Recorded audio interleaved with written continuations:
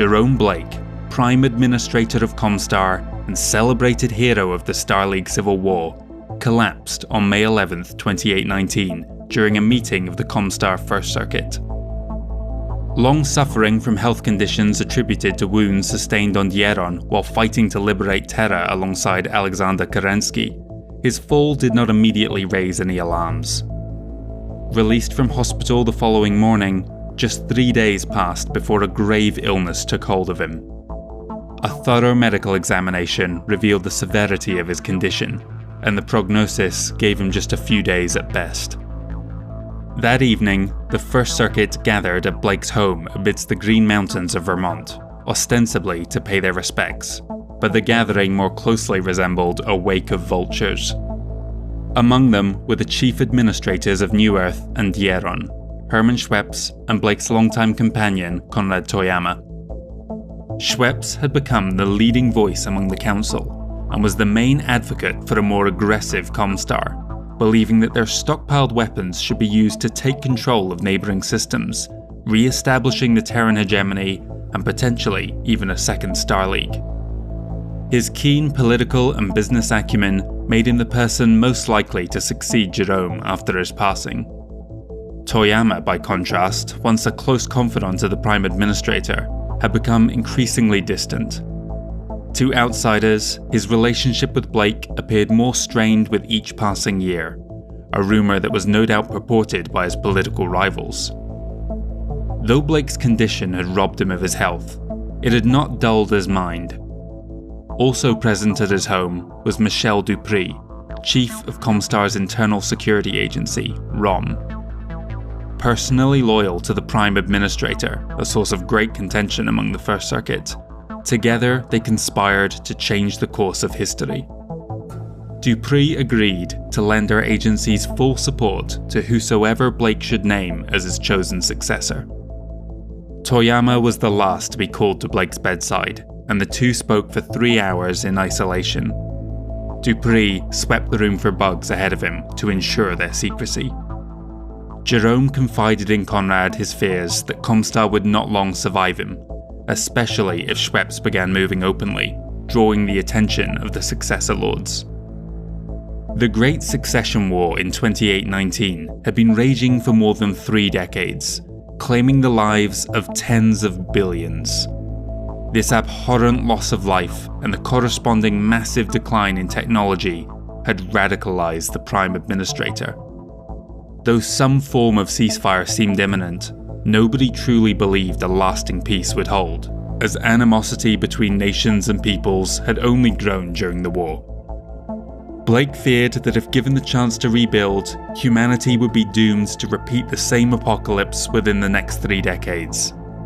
And so he charged Toyama with a terrible duty. Rather than allow the successor states time to rearm, he would instead work clandestinely to ensure the war was resumed as soon as possible. In this second succession war, the destruction of mankind's most dangerous weaponry was to be prioritized, until hopefully they lost the ability to wage interstellar war altogether. Only then would Comstar step forward as a bastion of knowledge, and through them, mankind would rise again like a phoenix from the ashes. But such a task was beyond the capabilities of Comstar in its current guise. The organisation would need to transform in order to undertake this radical mission. Here too, Blake had a suggestion. Upon his passing, Toyama would present his carefully doctored journals to the world and work to establish a new technocratic religion, sanctifying their actions up to this point and elevating Blake to sainthood. Though at first appalled at the suggestion, Toyama ultimately accepted his friend's request. At midnight on May 15, 2819, Blake passed in his sleep.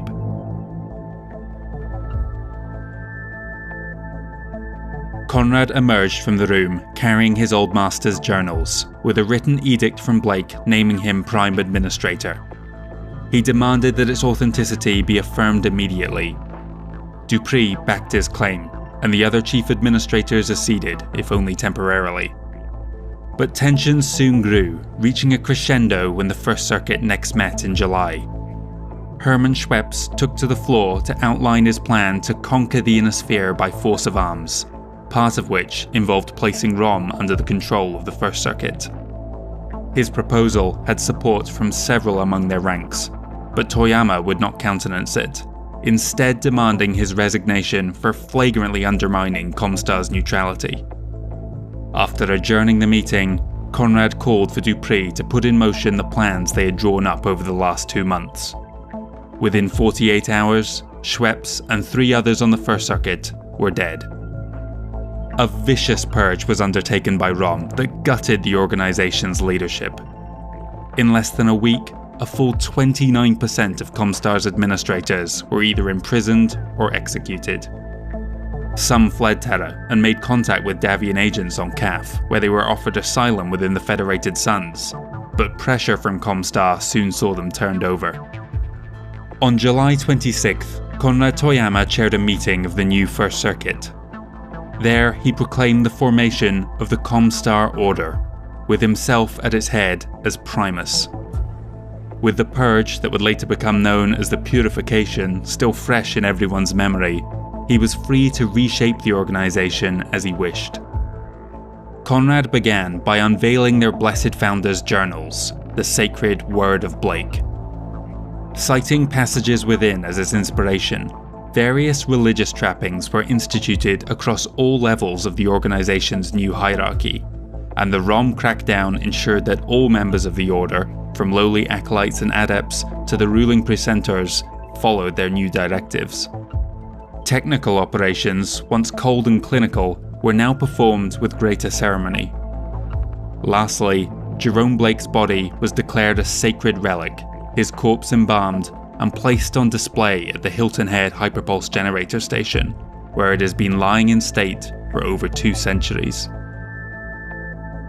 In 2820, Toyama toured the successor state capitals, just as his predecessor had at the war's outset, and the following year, the delicate peace Jerome Blake had feared took hold across the inner sphere. The First Succession War was over. Planning for the second began immediately.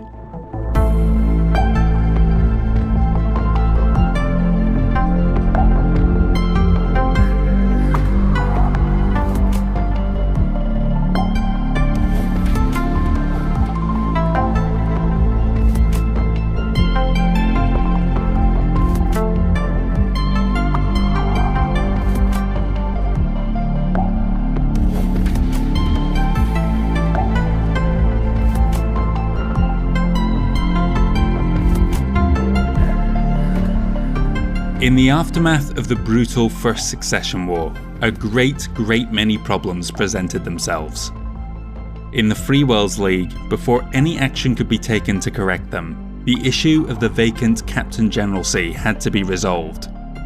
Thaddeus Marek had been killed in action in one of the final battles of the war, a senseless death given that his posthumous victory was rendered null and void by the Beller Accords. His eldest child, Jeanette, was next in line to the throne, but she surprised everyone when instead she declared in June her intention to join the nascent Comstar Order, with the reins of government instead passing to the middle sibling, Charles Marek. Charles immediately set about strengthening his position, including orchestrating a subterfuge that saw his popular younger brother accused of treason and banished to the periphery. In Parliament, there was division between those who believed that rearmament was vital, and others who were crying out for aid and reconstruction. The latter camp was championed by House Allison of the Grand Duchy of Oriente, along with their allies the Syrian Concordants. Both provinces lay on the border and had suffered constant attacks during the war. The Captain General, however, erred on the side of those who wanted to channel all available resources into rebuilding the Free Worlds League military. He blocked the proposed reconstruction bill to focus instead on weapons procurement. It was an unpopular decision, and Charles was accused of risking the tenuous peace by undertaking an arms build-up. However, it was ultimately one that would prevent the League's collapse once hostilities resumed. This crash rearmament was a decision mirrored by the other successor states, affirming the belief that none expected the peace to last. Before leaving the First Succession War behind for good, we'll take one last look at the Great House militaries in 2821, at the end of that terrible conflict. The 2820s were a decade of rebuilding for the armies of the Inner Sphere, so it's important to understand where they had been left. They had begun the war in near perfect condition, with all the spare parts and munitions they could hope for, but they had been completely gutted by 3.5 decades of attrition. There are no surviving records for conventional forces, among which the infantry were especially hard hit by the flagrant use of chemical weapons. But we do have numbers for the frontline battle mech regiments, from which we can extrapolate a loose idea as to the condition of the other branches. Reviewing the figures, it becomes clear just how close some of the successor states were to a complete collapse. The Draconis Combine mustered soldiery began the war with 146 battle mech regiments and raised a further 9 over the next 35 years. On the surface, they had lost 22 regiments, plus a pair of Sword of Light units that reformed twice over, to bring them down to a total of 133 at war's end. But counting losses within the surviving units show us that overall, the DCMS lost almost exactly 60% of their battle mech strength, the surviving regiments averaging around 44%, or 4 companies. The Capellan Confederation Armed Forces began with 118, built 15, lost 25 but reformed Vincent's commandos again, to end the war with 109 regiments. The CCAF had lost a little over 57% of their pre-war capabilities, the survivors again averaging around 43%. The Lyran Commonwealth Armed Forces started with 120 after the 10th Sky Rangers had already fallen during the Phony War. They constructed the most of anyone at 18, and also privatised the stealths.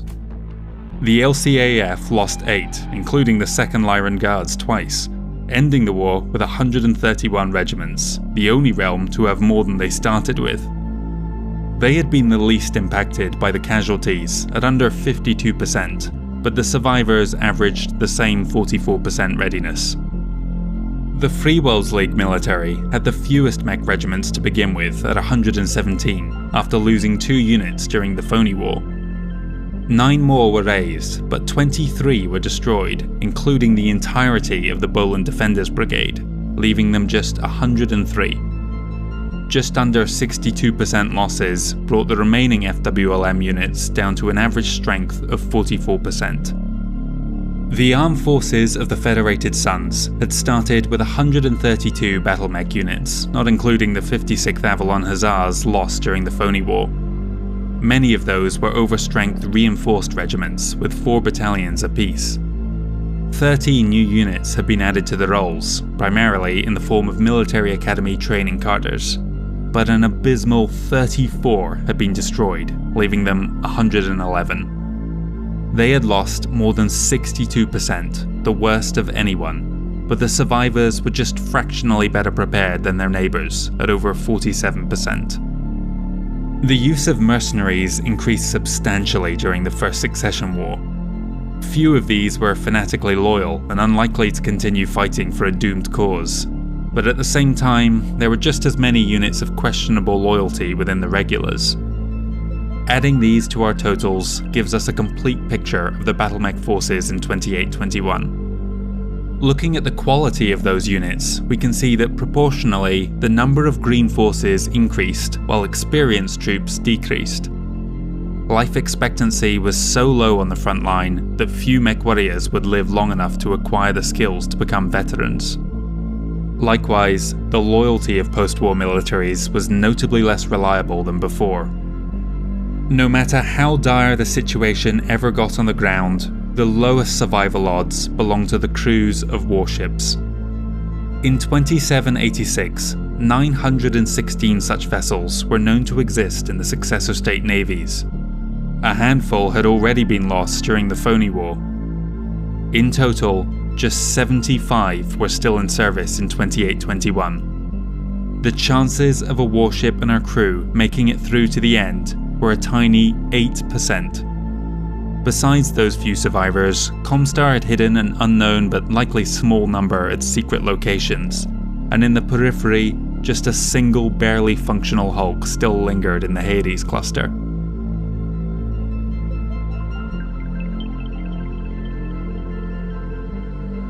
In the Draconis Combine, Coordinator Jinjiro Kurita found himself unqualified for the task of rebuilding his battered nation. Very much a wartime leader, he struggled to handle the more mundane elements of government, turning instead to his half-brother Zabu Kurita.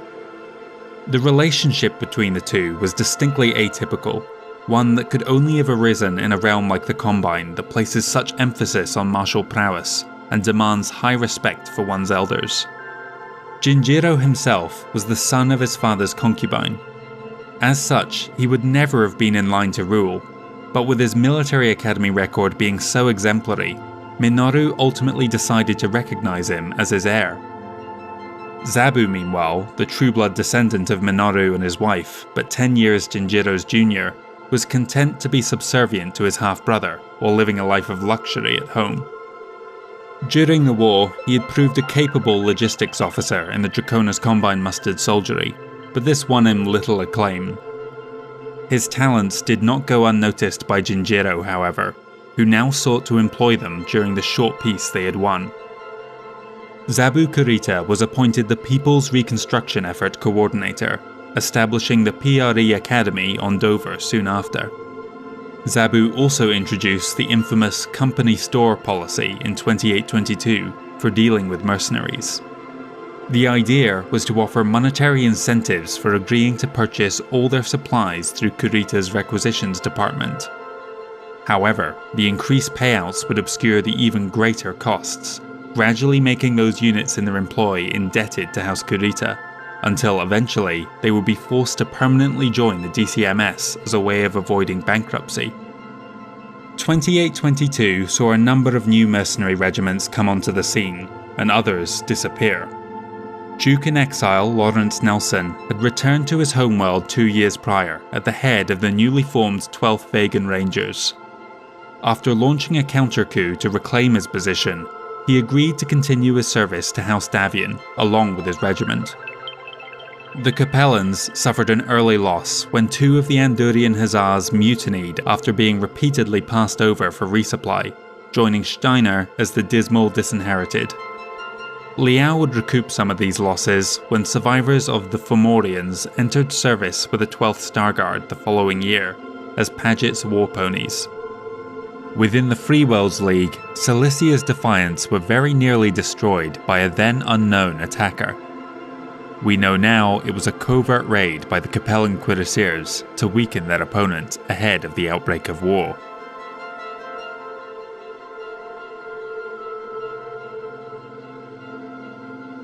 First Prince Paul Davian was another who was spreading his responsibilities among trusted family members. His brother Peter was highly placed in the military, while his brother-in-law Lord William Stuart was a strong political supporter. Discourse was already breaking down between the Capellan Confederation and Federated Sons.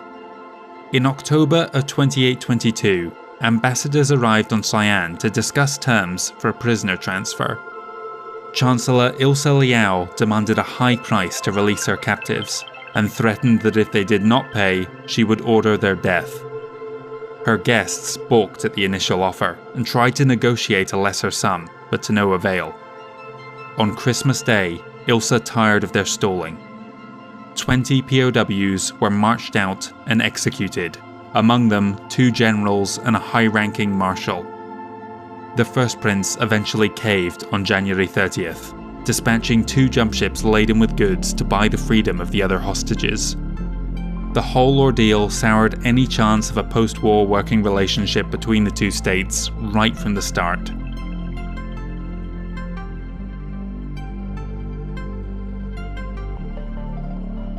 Within the Lyran Commonwealth, the Estates General reconvened in 2822 for the first time in over a decade. One of the key points of discussion in government was Konrad Toyama's decision to increase costs on using the HPG network. The organisation had just unveiled their new sigil, and their religious metamorphosis was making those around them wary. The Archon was in poor health at this point in his life, and on June 14, 2823, Richard Steiner passed away, leaving control of the realm to his son Marcus. He faced an immediate crisis of his own design when, together with the Estates General, he passed the Reclamation Act, a bill aimed at taxing Comstar as a foreign organisation doing business within their realm. In its entire existence up to this point, Comstar had never overtly taken a stand against one of the successor states. The emergence of ROM had shown that they were willing and able to resist any attempts at espionage against them, but no one foresaw how Toyama would respond to the Reclamation Act. On October 3rd, 2823, in a first for the Holy Order, he declared the interdiction of the Lyran capital Tharkad, cutting it off from the HBG network and the wider Inner Sphere. Coming at a time when the Lyran Commonwealth was frantically trying to organise its recovery efforts, the interdiction had disastrous ramifications. So much power was centralised on that one planet that their already unstable economy was thrown into the lurch. The Lyran Intelligence Corps also had their work disrupted at a time when a resumption of hostilities seemed probable. Coming so soon after the end of the First Succession War, their neighbours were not in a position to take advantage, but the successor states did learn from this unwelcome revelation several key lessons. First, they had wildly underestimated just how much control Comstar had over them by being the sole provider of interstellar communications. Having to rely on jump ships to physically carry messages was simply not practical, especially given their recent scarcity. Second, they saw that the centralised way their governments were structured risked opening themselves to new dangers if anyone were daring enough to attack a capital's HBG directly. The trappings of feudalism had been in evidence within the Inner Sphere for many centuries by this point, but now more than ever there was a push towards regional command and control, each nation adopting a more feudal system of government. While the Lyran struggled, Toyama again toured the stars in 2824, this time on a recruitment drive. He paid particular attention to the neglected periphery, which his predecessor had largely written off. The Primus was looking to rebuild his staff with individuals who had not known the old Comstar, who he could more easily manipulate into believing the pseudo-religious explanations on how their technology worked. Marcus Steiner held firm against Comstar for as long as he could, but increasing pressure from those around him eventually forced him to concede defeat in the autumn of 2824. Toyama ordered the interdiction lifted 72 hours later, 400 days after it had begun. Their triumph over the Lyran Commonwealth was celebrated among Comstar's First Circuit. They had proven themselves capable of standing up to the might of a successor state. The Primus had achieved everything he set out to with the interdiction.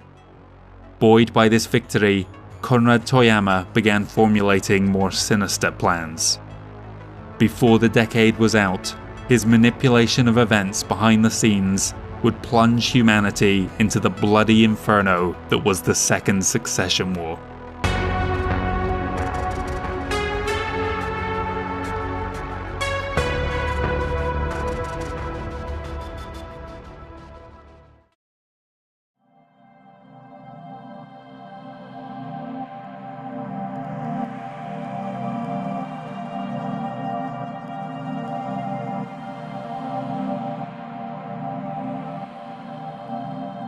In 2824, the Lyran Commonwealth Armed Forces returned what few surviving jump ships they had commandeered back to civilian control. This was done so on the condition that each vessel undertake at least 3 mercy missions to those colonies worst affected by the drop in inter-system trade. For many, this was too little, too late. More than one Lyran traitor cited the deaths of their family to starvation as the incident that had incited them to seek vengeance. Like the other successor lords, Marcus Steiner believed that the war would soon resume. The Lyran industrial bases had been hit hard by enemy raids, hamstringing their efforts to maintain their military equipment. The Archon wanted to minimize the risk to these key assets, and so he ordered the relocation of as many factories as could be moved to safer regions away from the vulnerable borders. This process was enormously expensive, but Marcus kept quiet about where he found the funds to undertake this. Upon taking office, he had discovered some embarrassing information about his predecessors. Throughout the latter years of the Star League, House Steiner had been embezzling huge amounts of money and pouring it directly into the royal family's coffers. Steiner's decision to use these cash reserves now would deflect some of the public outrage should this ever come to light, but also no doubt soothed his own conscience. Not all of the successor lords were so charitable. In 2825, Captain General Charles Marek passed an executive order which redirected all fines issued for the sale of restricted items into his own bank accounts.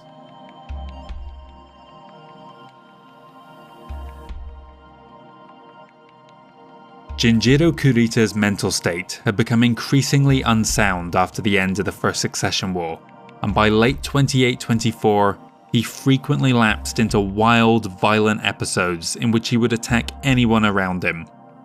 Knowledge of his condition was heavily suppressed by the internal security force.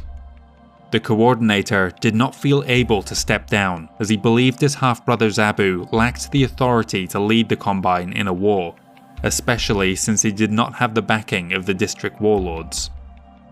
Reviewing footage of his psychotic breaks, Jinjiro observed that even when he was in a murderous rage, his strategic mind never deserted him. Kurita concluded that he could best employ what mental capacity he had left if the war resumed sooner rather than later. To that end, he began planning what would become known as the Chain Gang missions. Drawing from prisons and penal colonies, so-called unproductives would be used as a disposable tool against his enemies. Approximately 3 regiments of ad hoc forces were assembled, and equipped with battle mechs his military had deemed beyond salvageable. In exchange for their freedom, the Draconis Combine would drop them across the border, where they would then proceed to cause as much destruction as possible, and withdraw when challenged by the garrison. First targeted was the Federated Sons in December of 2824. Their primary objective was simply to disrupt any preparation that might be underway for a resumption of Davian's counterattack. A dozen or so worlds were hit, including the former Combine planet Udibi. Individual chain gangs were rarely larger than a company, and usually were wiped out in the first engagement. Often, they surrendered as soon as they were able, not trusting the Combine to follow through on their offer of clemency. They were right to be skeptical, as no sooner had the dropships deposited them on planet, they headed back to their jump ship and departed. The armed forces of the Federated Sons offered them little mercy, still outraged about the Kintari massacre and death of so many of their citizens. Ironically, among the chain gangs were several who had served on that cursed planet, often imprisoned for failing to execute the natives. The AFF's response came swiftly when they briefly seized control of Shiant, only to withdraw after another chain gang mission hit them in June. DCMS raids had never completely stopped during the interwar years, as no peace was ever agreed upon, but this was the first time the Coordinator had ordered a series of attacks as part of a larger operation. To help stem the tide, Paul Davian elevated his uncle, Thomas Holder Davian, the mastermind behind the successful counteroffensive during the First Succession War, to the position of Field Marshal, and gave him complete control over the Kurita border. The raids would increase in frequency over the next 3 years, by which point the two sides were in open conflict. Some would argue that this marked the beginning of the Second Succession War, though the general consensus is that it wasn't until all fronts had become engaged that it truly commenced. The marginal success achieved against the Federated Sons convinced Jinjiro to broaden the scope of the chain gang missions to include the Lyran Commonwealth. The ISF had been busy infiltrating the nation, sabotaging several efforts to rebuild their damaged factories. A mole in the Tamar government kept them well informed on where the Lyrans were focusing their attention and where they were weakest. Lacking the numbers to undertake the desired strikes, the coordinator turned to Amphigean Agriculture Inc. Their security group had served as private defense contractors during the war, protecting the company's assets and neighboring towns from raiding. But now Kurita offered to hire them as mercenaries. Together, they formed the Amphigean Light Assault Group to bolster the chain gangs. 5 experienced battalions not bound by the same code of honor that would have made using the DCMS to conduct such unsavory actions difficult. The strikes on the Commonwealth, beginning in March 2825, hit 24 systems with varying degrees of success as before. Some were stopped with minimal effort, whereas others caused major disruption. On Tamar, 3 mech production lines were destroyed before the raiders were apprehended. Unbeknownst to both sides, Comstar was also complicit in the destruction. By delaying the calls for aid coming from the border worlds, they allowed the chain gangs more time to carry out their objectives, furthering their new goal of ushering in a technological decline across the Inner Sphere. A minor setback for the Combine occurred along the Outworlds Alliance border. The Paul Bunyan Regiment rebelled against the new company store policy, which had seen them quickly become indebted to the Draconis Combine Procurement Division. In protest, they raided the warehouses for the parts they needed, requiring 2 regiments of the Galladan Regulars to be dispatched in June to restore order. With the leadership removed, the unit would remain on the rolls for a few more years before being broken up and its members spread across the DCMS. This rebellion was offset by the addition of the Lone Star Regiment to their mercenary portfolio, while in other regions of space, Kunanun joined the Capellans and Boudica's Wrath the Freeworlds, followed by the Abased the next year. Jinjiro Kurita was paying no mind to the trouble on Slatus, however, because far more troubling news was coming from the opposite corner of the realm. The warlord of Razelhague, Taisho Munitori, was dispatching urgent messages to the capital that warned of an imminent invasion from beyond the Inner Sphere. On June 9th, an unknown force had appeared along the periphery border on the planet Svelvik. The local militia was handily dispatched by what appeared to be an elite force, who seized food and supplies from the planet's stores and then promptly departed, only to reappear on December 17th at the prefecture capital Trondheim. There, the DCMS garrison was once again swept aside with ease, and this time the invaders ransacked the mayor's office complex, apparently searching for information. Learning the identity of this mystery attacker fell to the ISF, who consulted the records within Zabu Kurita's new PRE Academy.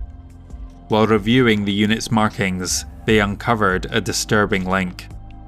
Their insignia was that of the Terran region Minnesota, and the only known unit on which said state appeared was the 331st Royal Battlemech Division of the Star League Defense Force. The possibility that Alexander Kerensky was about to lead his exiled army back into the Inner Sphere caused mass panic within the Draconis Combine, and all military activity ceased while they prepared for a worst-case scenario. This gave the Lyran Commonwealth the chance to launch retaliatory strikes of their own. LIC agents had identified several targets of opportunity, and in May 2826, a battalion was dispatched to each. One of the heroes of the Lyran war effort during the First Succession War was the former Rimworld's officer General Raymond Hempstead. His efforts to retrain forces along the Draconis border in fast attack tactics proved a great success, as each raiding party returned intact. Watching with interest events unfolding along the Kuritan borders, Konrad Toyama was approached by the ambitious precentor of Barnard, Judy Cheney. She believed that Comstar could better pursue its goals if it had the ability to disseminate information among the citizens of the Inner Sphere directly. To that end, she proposed the creation of the Comstar News Bureau, a supposedly unbiased and impartial news network that could be used to stir the pot and hopefully incite further aggression between the successor states. Toyama was convinced, and with Judy Cheney at its head, the Bureau began operating just as the Lyran raids got underway. At first, the more authoritarian states of the Capellan Confederation and Draconis Combine tried to restrict syndication, but Comstar made it clear that continued use of their HPGs was dependent on them being allowed to broadcast without interference. The news that Comstar focused on was deliberately inflammatory, highlighting and exaggerating the raiding taking place along the Combine's borders, while also criticizing House Kurita for being unable to deal with the so-called Minnesota tribe. Their reports seemed timely, as the suspected SLDF unit rematerialized at Jarrett on August 19th, again striking with near impunity.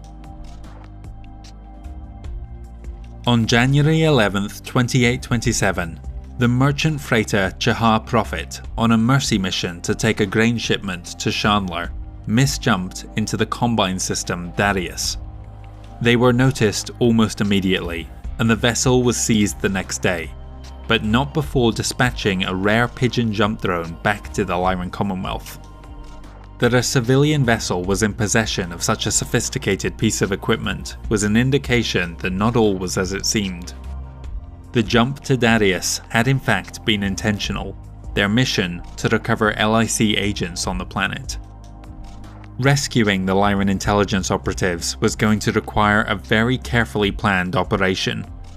Stepping forward to lead this expedition was Raymond Hempstead himself. Once again reforming the legendary stealths unit from the few survivors of the First War, 15 elite mech warriors with an average age of 63 were dispatched alongside an aerospace and marine support force to recover Chahar Prophet and its occupants. On February 21st, LCS Yo Mama materialized in system, with the strike team making landfall 2 days later. A lightning raid was able to free the captives, recover the agents, and retake control of the commandeered jump ship, returning them all safely to the Lyran Commonwealth, and bringing the people of Chandler the food supplies they had been counting on. The brilliant success of the operation prompted Hempstead to expand the stealths up to a full battalion. Just a couple of weeks after the Chahar Prophet incident, the Minnesota tribe appeared yet again on March 9th, this time at Richmond. There they struck with their signature precision at the new penitentiary filled with political dissidents. The Guard could not hope to stand against a unit outfitted with cutting-edge Star League equipment and were promptly disarmed. Lifting off-world with thousands of liberated prisoners, they departed as swiftly as they had arrived. Comstar by this point was as concerned about reports of the Star League's return as House Kurita, and attempted to track their movement through uncolonized space. Their last contact was on the Outworld's border in the Valentina system, after which all trace of the Minnesota tribe disappeared back into the periphery. And to this day, that is where the mystery ends. Despite the seemingly imminent return of Kerensky or his descendants, nothing ever materialized. The unanswered question is, are they still out there? In early 2827, Primus Konrad Toyama called for a meeting of the First Circuit. He was quite satisfied with the way the Draconis Combine was ramping up their aggression along their borders, but the rest of the Inner Sphere did not seem as willing to get embroiled in yet another succession war. To gently encourage them towards that goal, Toyama proposed Operation Divine Intervention. It was easy enough fanning the flames between Steiner and Kurita by leaking ISF activities to Loki through the Comstar News Bureau, but they also exacerbated the tension between Liao and Davian by reporting on inflammatory discussions within the Capellan House of Scions to the Ministry of Information, Intelligence and Operations. The Free Worlds League remained aloof, however. Toyama bided his time, waiting for an opportunity. In January 2828, Kuritan raiders launched a retaliatory strike on Chandler in retribution for their embarrassing defeat the previous year. This attack was doomed to fail though, as Hempstead's newly expanded stealths made short work of them. Nevertheless, as fear of the Minnesota tribe's return faded, the action along the borders increased again. Another mercenary unit, the Armoured Combat Escalation Service, was taken on by Kurita to facilitate this. By the end of the year, the DCMS had begun raiding both the Federated Suns and Lyran Commonwealth in earnest. To counter this, Hempstead began rebuilding his Greyhounds from survivors of the doomed raid on Otho, the unit returning to the roles of the LCAF the next year.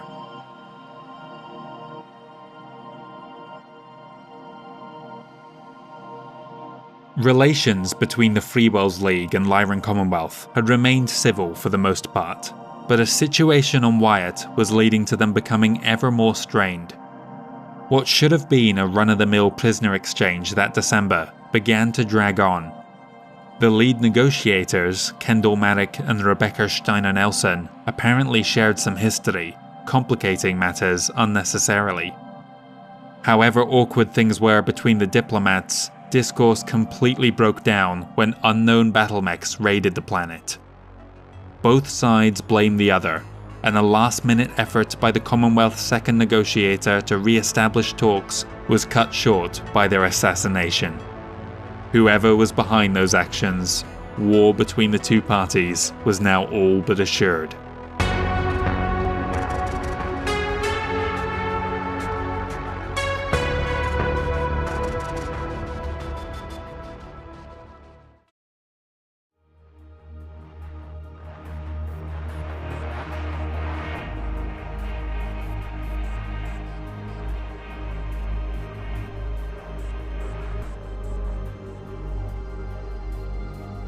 The First Succession War ended inconclusively on so many key issues that a resumption of hostilities was all but inevitable.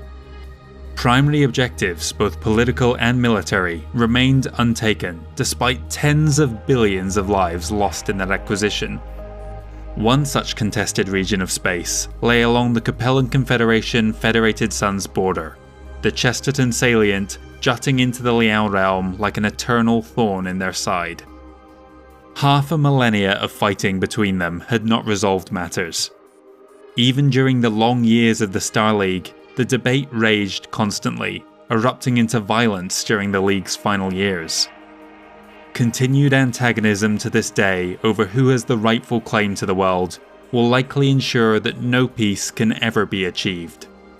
Its location on the border guarantees that neither of the great houses will ever give up on their ambition to claim Chesterton, and it has become symbolic of one realm's might over the other.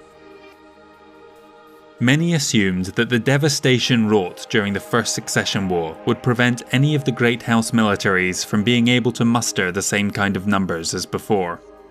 Certainly, none have ever compared to the incredible 50 battlemech regiments that Jinjiro Kurita led into the Federated Suns in 2787, but the other successor states had never mobilized more than 10 mech regiments at once.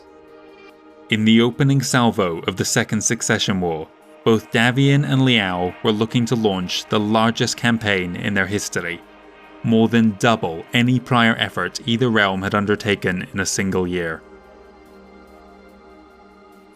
By 2828, war had once again broken out along the Draconis Combine Fed Suns border. First Prince Paul Davian was content to let his marshals handle affairs with House Kurita, as he had in his mind the goal of securing Chesterton once and for all. Operation Dow, which would call for a full 20 battlemech regiments to drive into the Corwood end of the Confederation, while another 20 remained in reserve or launched diversionary raids, was scheduled to commence in February. The armed forces of the Federated Suns spent months redeploying to the Capellan border ahead of the planned offensive. Paul's grandfather, John Davian, had been prevented from launching his own campaign by Jinjiro Kurita's shocking invasion, but Paul would not miss his opportunity. However, the scarcity of jump ships available post-Succession War meant that moving his forces took much longer than expected. Dow was shifted back to April, then postponed again to commence in August. But Paul Davian wasn't the only successor lord whose sights were centred on Chesterton. Chancellor Ilsa Liao had tried unsuccessfully to seize the planet 16 years prior.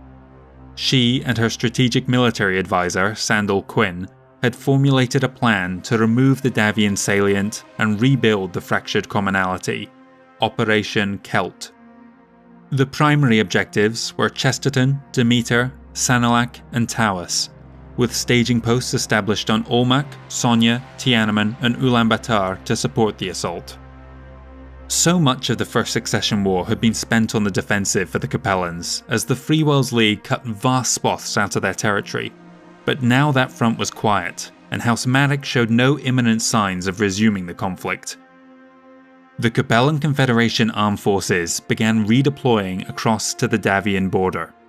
To avoid exposing themselves to opportunistic Free Wells raids, Liao's intelligence agency, the Maskarovka, went into a flurry of activity, obscuring the departure of the border garrisons by maintaining a normal level of traffic and communications in the region. Their Marik counterparts, SAFE, were one of the worst affected by the First Succession War, and failed to notice the deception. An attack on Kwamashu by the Capellan reserves ensured that the Andurian province was only thinking defensively. With a far narrower realm to navigate, the CCAF could maneuver much quicker than the AFFS. In total, 16 battlemech regiments and 2 of the Navy's last surviving warships were ready to move against the Federated Sons by the end of May. For the second time in 2 succession wars, the First Prince was beaten to the punch. The first wave of attacks would take aim at secondary targets rimward of Chesterton, diverting attention from and preventing reinforcement of their main objective. Caught unprepared, Boeotia and Smolensk quickly fell to the Confederation, a surprising result for what was only supposed to be a raid. Similarly, on Baal's retreat and Beitan Ketos, the garrison was crushed by arriving Liao forces, while Capellan mercenaries conducted their own raid on Emerson. Only on Edwards did the Deneb light cavalry come close to victory. Regardless, the unit was tied down defending their homeworld, and unable to lend support for Chesterton. On June 2nd, the CCAF arrived at the industrial world of Cathil. Leading them was the Chancellor's daughter, Lorelei Liao. Unlike her mother, whose domain was politics, Lorelei was a skilled tactician and mech warrior. Despite the numbers disadvantage, she was able to lead her unit brilliantly, though the Davian forces kept her raiders away from the priceless factories. The same day they made landfall, more troops were arriving at Demeter to begin the main thrust of Operation Celt. The garrison, commanded by Damian Hassick, were quickly pushed into a retreat, little more than a battalion escaping from the encirclement. It was only when the CCAF made landfall across the border that Liao discovered just how close to becoming the victims of an invasion they had come. The Maskarovka was not the worst affected by the First Succession War, but every realm had lost the vast majority of their foreign spies. To prevent any sort of counterattack, Quinn's army continued to expand their raids, this time hitting Mendham, locking down another 2 regiments. The invasion of Sanilac and Tawas followed, and it's here that things began to turn ugly. The garrison on Sanilac missed their opportunity to strike at the clumsy landing the Tikhonov Lancers made, and soon found themselves on the back foot. Their floundering commander, Kit Dubonnet, drew up plans to employ chemical weapons, regardless of the cost in life it would have on the population he was supposed to be defending. On Tawas, Belinda's irregulars were functionally decapitated when their commander was shot down in the first engagement, and their headquarters hit by a strategic nuclear bomb. It was the first such detonation of the Second Succession War, and it signified that the Inner Sphere had learned nothing, and likewise, nothing was off the table. The battle for Chesterton itself commenced on June 18th. 2 battlemech and 6 conventional regiments made landfall, their path to the world cleared by CCS Poznan and Prominence. In opposition stood 2 mech units and 2 mixed regiments of the March Militia. The Cruces Lancers decided to oppose the landing at the capital aggressively, preventing any sort of breakout until the Liao commander approved the use of chemical weapons to drive off the Davian infantry. The other landing went smoothly for the CCAF, but they were drawn into a feint by the March Militia, allowing the Deneb light cavalry to maneuver to their rear. The battle began to devolve into a stalemate. One final diversionary raid was undertaken by the Capellans to tie up yet more hostile forces at Orbasonia. Believing that the campaign would benefit from her presence at the front and willingness to do battle personally, Chancellor Ilse Liao made landfall on June 19th. Escorting her were the Red Lancers, and she had also secured permission from the ruling prefects to use their prefectorate guard, as she was herself a member of that council. These two elite units made short work of the defenders and secured valuable supplies from the capital city. Their celebration came too early, however, as the next morning the Davian assault guards arrived on planet ahead of the now abandoned Operation Dao. Until this point, the Chancellor's forces held a significant weight advantage, but now they were outnumbered and outgunned. The lighter Hussars mechs were able to continually harass them as Liao tried to withdraw, giving the assault guards time to catch up. The Seacaf again turned to chemical weapons to try and create an opening for themselves. As all three Davian regiments closed in for the kill, Ilse Liao made the decision to break off from her unit and hold the line while they loaded into their dropships. The Chancellor's guard stood beside her, and together they delayed pursuit long enough for 80% of her force to escape from Orbasonia. On June 24th, Ilse Liao went out in a blaze of glory, her company of mech warriors holding back the better part of 3 regiments for 38 minutes before she fell, the first Chancellor to die in combat in Capellan history. In honour of her sacrifice, the Red Lancers have since become known as the Red Heart Guard. News of her death spread like wildfire. Her daughter Lorelei Liao, engaged on Cathil just one jump away, was unhappily proclaimed the new Chancellor. Understanding the disaster that was about to unfold, she ordered the immediate withdrawal of all forces engaged in Operation Celt. Their conquests on Beotia and Smolensk were abandoned, and her orders arrived on Sanilak just in time to prevent Dubonnet from unleashing his planned chemical counterstrike. At Demeter, Damien Hasek had managed to turn the rout of his Syrtis Fusiliers into a near victory, one that was completed when reinforcements arrived on the 30th and the enemy withdrew. On Chesterton, things were even worse for the Seacaf. The arrival of FSS Nathan Duval and Pleiades coincided with the attack group's departure. Almost a third of them were killed in space, as were the Capellan warships, at the cost of only the smaller Davian vessel. Paul Davian rejoiced as Operation Celt disintegrated before him. In just 1 month, they had driven back the largest Capellan assault in history. Unfortunately, those troops had fought well, all had taken damage. Regrettably, Operation Dao could no longer proceed. It was only after the battle on Orbasonia concluded, when the Chancellor's body was identified on June 29th, that the AFFS realised she had been present. Though the two nations were now at war, Comstar was able to peacefully facilitate the transfer of her casket back to Cyan in time for a state funeral on October 19th. Their motivation for doing so was to harden the resolve of the Capellan people, ensuring the war between the two states would not end quickly. In April 2829, the First Prince relocated his headquarters to the Capellan March capital. Despite the battering his armed forces had taken the previous year, he still had enough troops on hand to launch some sort of campaign against the Confederation, ultimately deciding on 2 separate offensives, with diversionary raids rimward of both. In total, over 17 AFFS mech regiments were involved in the 28-29 counterattacks. The first of these, Operation Rain, was aimed at the Sarnar commonality. The defensive line was relatively weak here after the failed Capellan invasion. The First Prince dispatched 6 regiments and a supporting mercenary battalion in May, including 2 of the elite Davian Brigade of Guards, as the opening gambit for his campaign. By and large, the defenders folded quickly, with some planets changing hands just days after their arrival. The battle for Westphalia, by contrast, was a long, protracted slog, centering around a rare blue water naval campaign. On Farwell, the mercenaries proved more of a challenge than expected for the Davian Light Guards.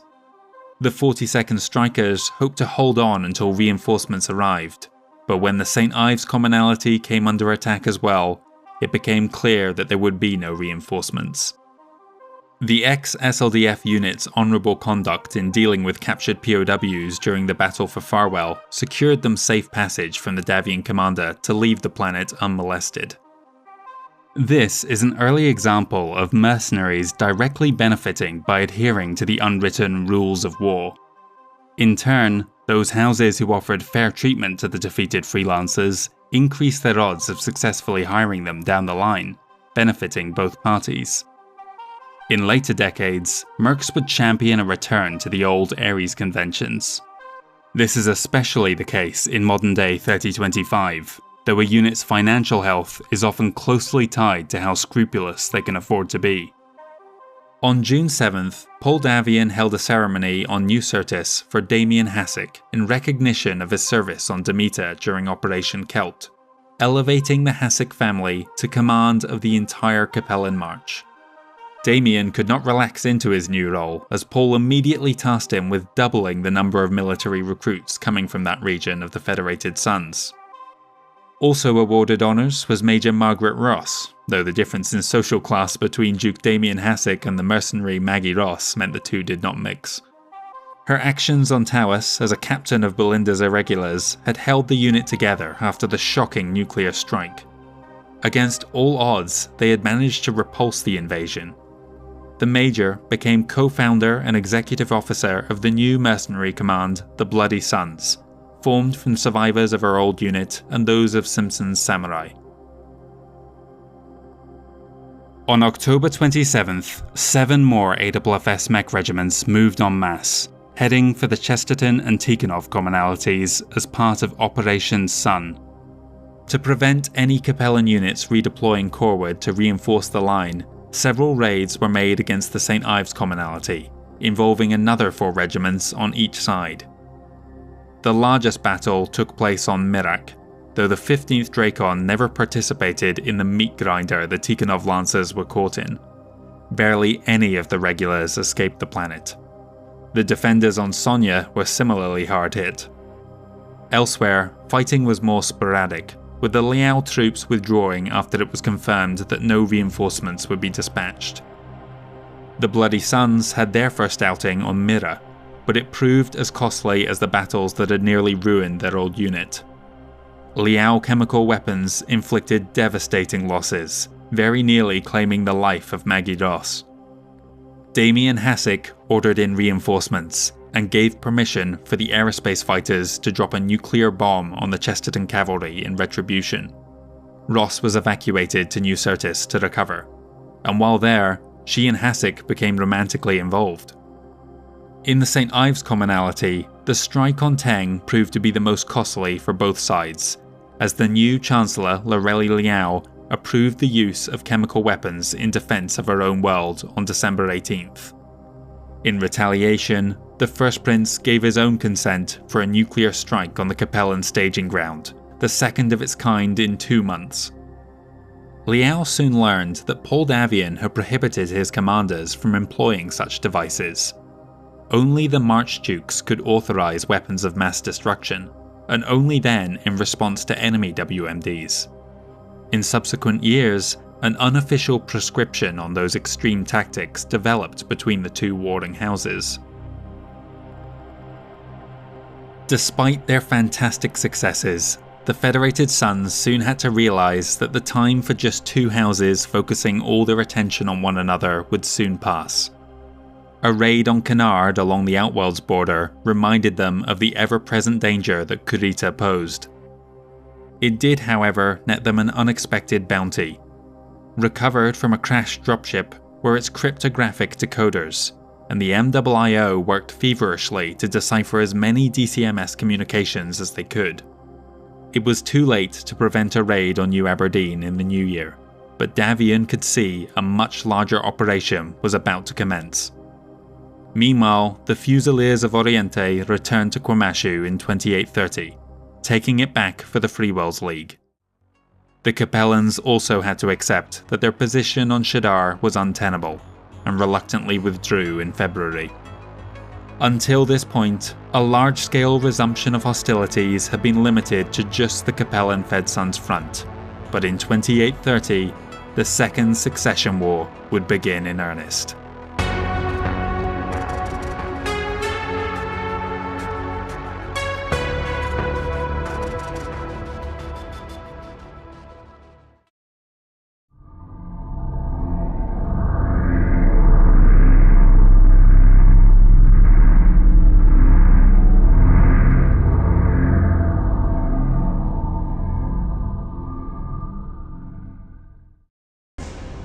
When the First Succession War concluded in 2821, every successor state was on the verge of collapse.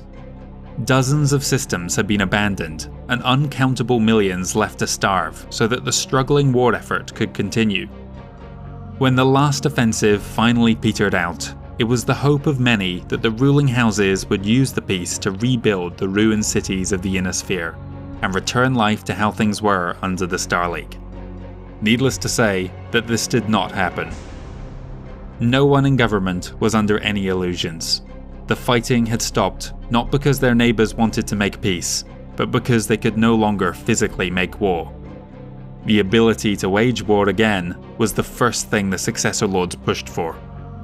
Every ounce of effort went into reconstructing the damaged weapons factories and rebuilding their battered militaries. You might suspect that this proved unpopular at home, leading to mass civil unrest, but in actuality, the interior regions of the successor states were largely behind the decision. A callousness had developed among the people of the Inner Sphere that meant they cared little for the suffering of their own citizens along the borders. They accepted the decision pragmatically, and passively went without in so many aspects just so that they could feel safe that the fighting would remain a distant concern, happening far outside their field of view. The sad fact was that so many had been killed or cut off along the borders that there weren't enough voices left to oppose them. Earlier in our history of the Second Succession War, we looked at the sorry state of the Inner Sphere militaries at the end of the last conflict in 2821. In this chapter, we will review the incredible rebuilding effort the Great Houses undertook over the 9 years since. The degree to which they were able to rearm is miraculous, considering the devastation unleashed following the fall of the Star League. By 2830, a further 7 systems had been depopulated for one reason or another. Since none of those were attacked that decade, we can reasonably argue that they were delayed casualties of the First Succession War, bringing the total number of dead systems up to 166. This was barely offset by a handful of new colonies founded in the 2820s, Fable and Kettering in the Federated Suns, Astrocascia and Santander out in the periphery, and Achtur and Christinia were resettled in the Capellan Confederation and Draconis Combine respectively. Overall military-industrial capacity had made a remarkable recovery to almost 82% of 2786 figures. Shipbuilding was just shy of 58%, though the vast majority of surviving naval yards were now entirely dedicated to constructing jump ships. Warships were virtually extinct.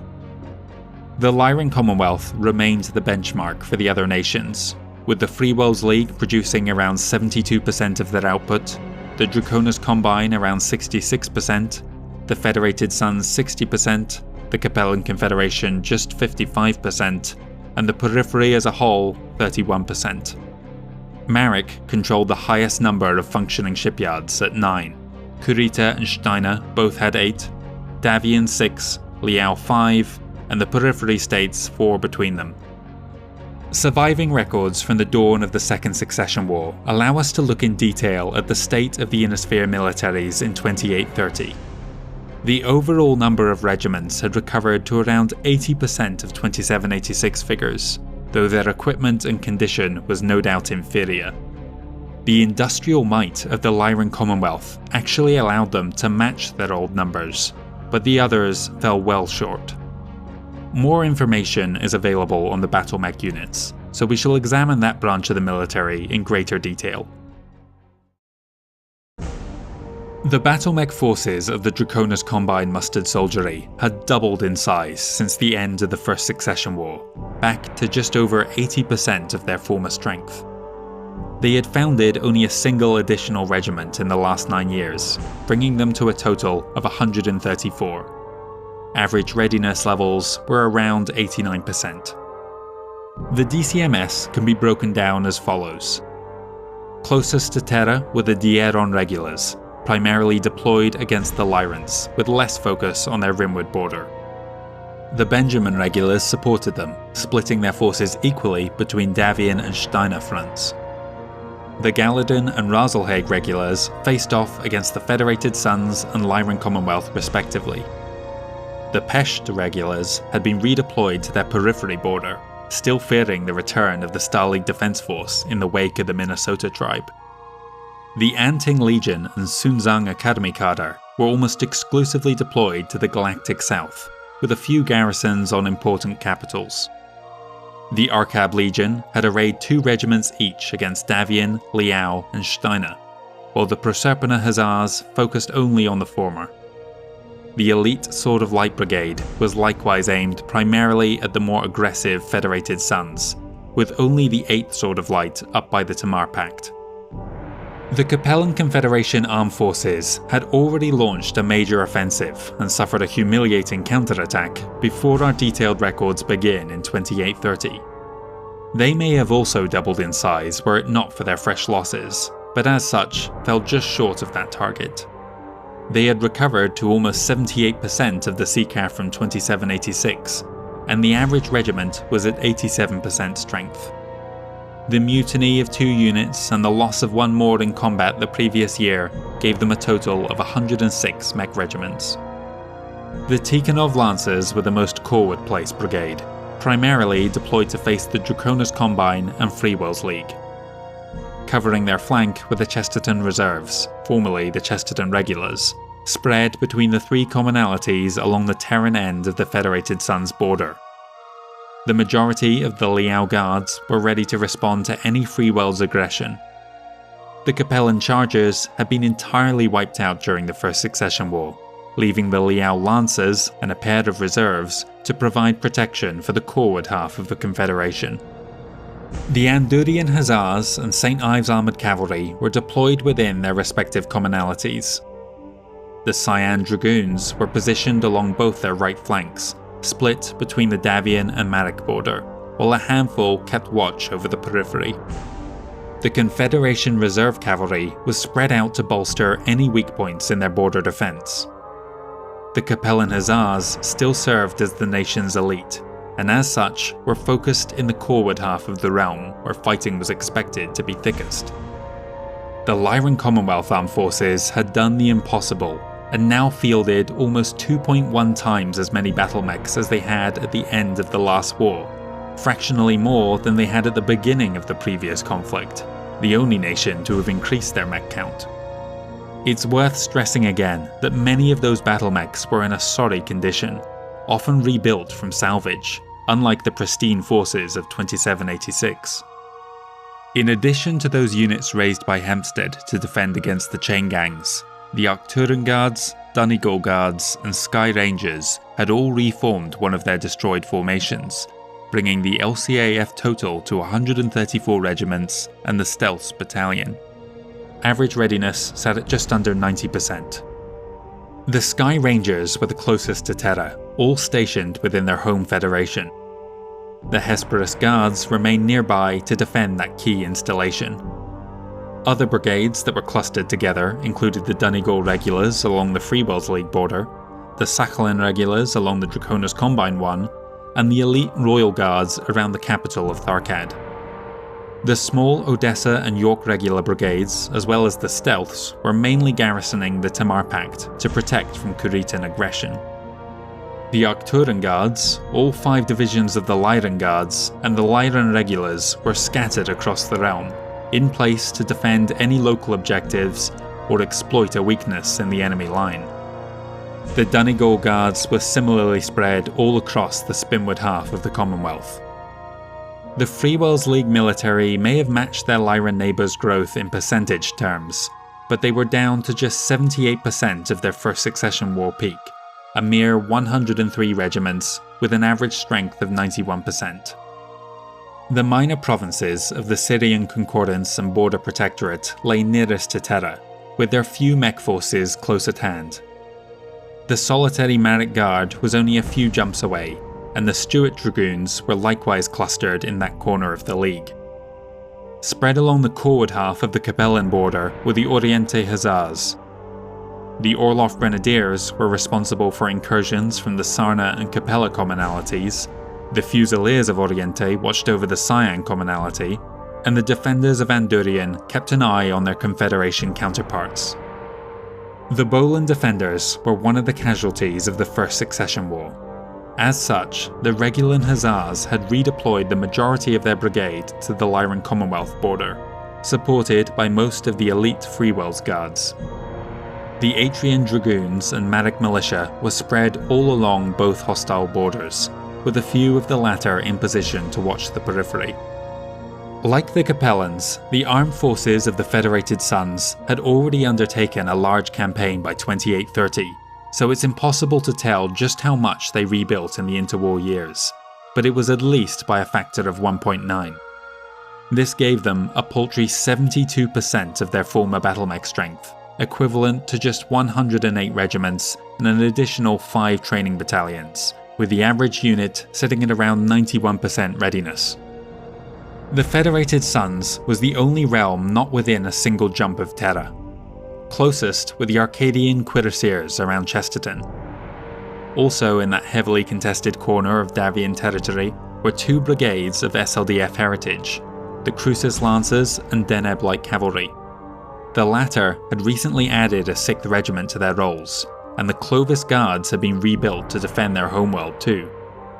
The Robinson Chevaliers had responsibility for the rest of the Curitan border, backed by the Draconis March militia. The Robinson Rangers had not survived the First Succession War.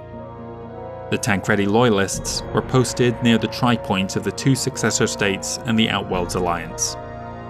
On the Liao front, the Certis Fusiliers were the main strength along the border, supported by the Seti Hussars. The Dragon Lords had also redeployed half their brigade from the Taurian front to assist.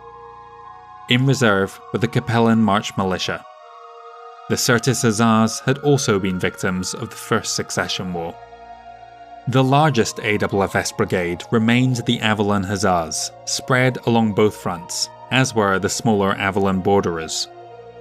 The New Avalon training cadre had dispatched many of their students to help defend against House Curita, while the Albion Military Academy kept theirs in reserve.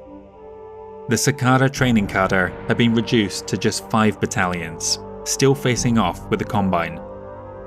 The elite Davian Guards were at key positions across the Federated Sons. Deeper inside Davian territory were the Crucis March militia and lastly the Argyle Lancers.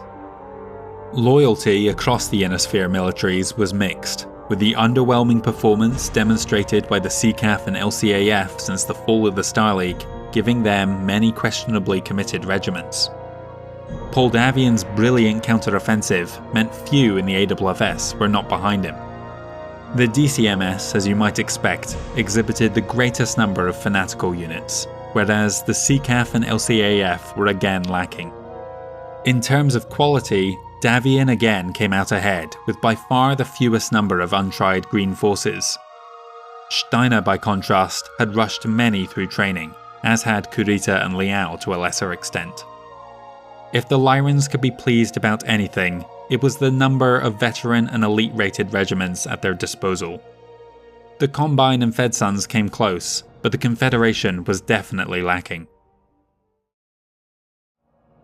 Adding considerable strength to the Great House militaries were the ever-increasing number of mercenary groups spread across the Inner Sphere and periphery. The final years of the First Succession War saw a sharp increase in the amount of raids conducted by mercenary forces. The successor states preferred to keep their own troops in garrison, while disposable mercs were dispatched to hit targets of opportunity. Conversely, some states liked to use mercenaries to temporarily guard a flank, while they redeployed for a major campaign of their own. The the Draconis Combine had secured 8 regiments and an additional 7 battalions for their own use. Unlike the other realms, there were no multi-regimental units in their employ, the largest being the 5 battalions belonging to the Amphigean Light Assault Group. The Capellan Confederation made use of a far greater number of mercenaries, 16 regiments and 1 additional battalion. Among their number was the largest group still in existence, the Northwind Highlanders. The 12th Star Guard, which had recently dropped its Star League organisation, was another large unit, as were the Always Faithful.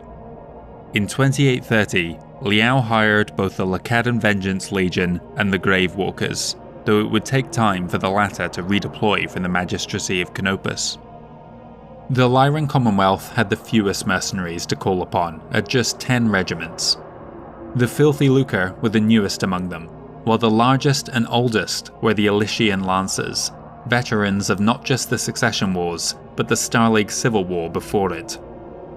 The Freewells League had acquired 11 regiments and 1 battalion for their use. Among them were some of the finest soldiers to have remained behind after Kerensky's exodus, the SLDF's 3rd Regimental Combat Team, the Eridani Light Horse. Their other large mercenary unit, the Crater Cobras, had consolidated their forces into just 2 regiments following losses along the Andurian front. The Federated Sons were the largest employer of mercenaries, a trait they share with their modern counterpart here in 3025. In total, they had 18 battlemech regiments at their disposal, including the newly formed Kurgawa's Blood Lances and Tamara's Black Sword. Davian had a trio of larger mercenary groups, the Blue Star Irregulars, Fighting Urukai, and Lexington Combat Group, each possessing 3 mech regiments. Like the Crater Cobras, the Screaming Eagles had condensed their forces into just 2 units. Combining house troops and mercenaries together gives us our grand totals for the successor state militaries. The Draconis Combine and Lyran Commonwealth were almost exactly equal, with equivalent strength to 130 factory-fresh battlemech regiments. On the other end of the spectrum were the Capellan Confederation and Freewells League, at a hypothetical 105 regiments, while the Federated Sons was the middle power at 118. In 2830, all-out war would return to the Inner Sphere, as every successor state turned on their neighbours. Some had already done so willingly, whereas others would be manipulated into it. The great houses would soon discover that the near parity in numbers shown on their paper TOEs hid the truth that their rebuilt forces could not withstand the ferocity of the renewed conflict. Heavy attrition would soon see their military strength drop to unprecedented lows, and continue to plummet throughout the Second Succession War.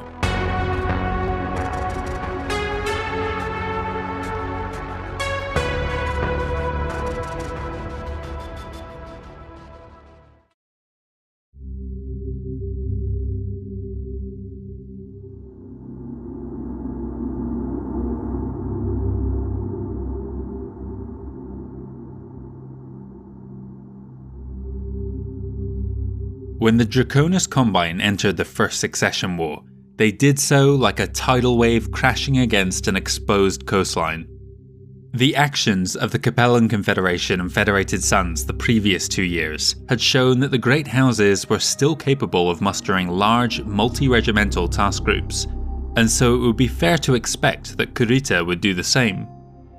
In actuality, there was no wave, but rather wind, a widespread raiding campaign against their oldest rivals, Operations Kuroikaze and Akaikaze. The Lyran Commonwealth Armed Forces in the 2820s had shown themselves to be a far more deadly opponent than their predecessors from the last war, including conducting several successful strikes and even seizing Buckminster early in 2830. Jinjiro Kurita sought to chastise them and made attacking Steiner territory his first objective of the war. Internal security force operations were being undermined time and time again by the LIC, making the coordinator all the more urgent to move the conflict away from covert actions and towards overt ones. That Comstar was the one leaking ISF activity remained unknown to both sides. When the so-called Black Wind struck at a trio of systems from each of the bordering Federation of Sky and Tamar Pact, few were surprised. But deep raids against the major factory worlds of Ark Royal and Furillo inside the Protectorate of Donegal caught Steiner forces flat-footed. The LCAF soon abandoned their tenuous hold of Buckminster. In response to these attacks, Archon Marcus Steiner officially declared war with the Draconis Combine on March 14th.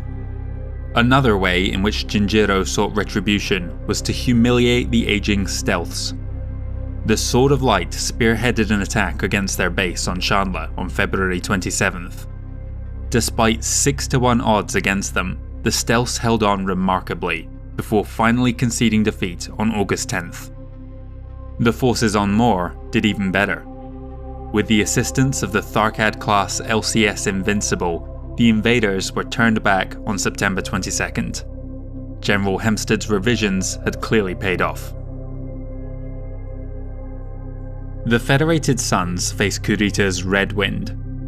DCMS raids, beginning on March 12th, hit another 7 systems along their border, plus a deep strike at the factories of New Valencia within the Crucis March.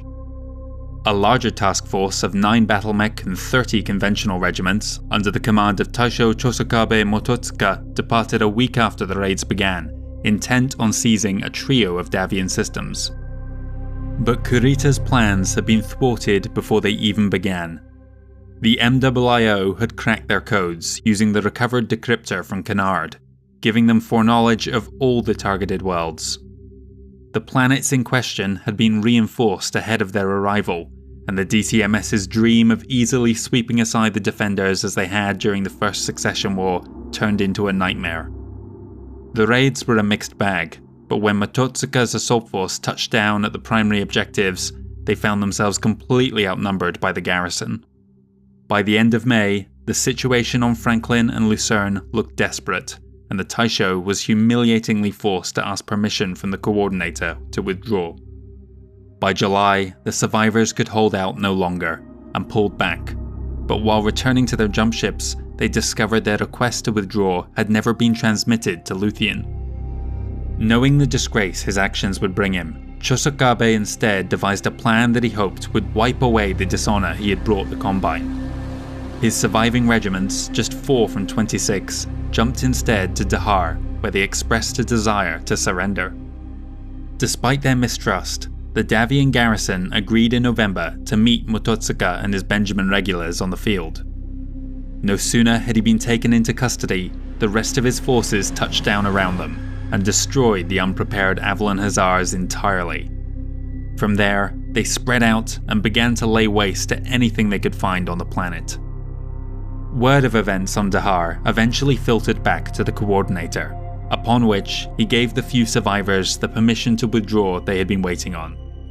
Chosokabe, still a prisoner of the AFS, took his own life rather than turn over any information.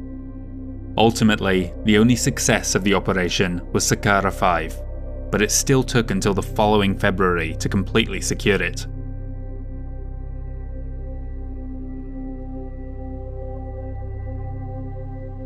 By 2830, Captain General Charles Marek had lost all confidence in SAFE. The intelligence agency had never fully recovered from the Marek Civil War a century earlier, and coupled with the losses they had sustained during the First Succession War, both in agents and in funding, they were now woefully under-equipped to maintain a watchful eye on their neighbours. To circumvent this shortcoming, Charles began searching for new sources of information, and believed he found his answer in his sister, Jeanette Marek, the presenter of Oriente. In February, the two siblings met at the HPG station on Irian, where he asked his sister to help gather intelligence for the Free Wells League. After parting, Jeanette called for a meeting with the Primus. When Conrad Toyama had learned that the Marek heir wanted to join the ranks of Comstar back in 2821, his initial suspicion gave way to jubilation when he realized the great potential to subvert Free Wells League activity completely.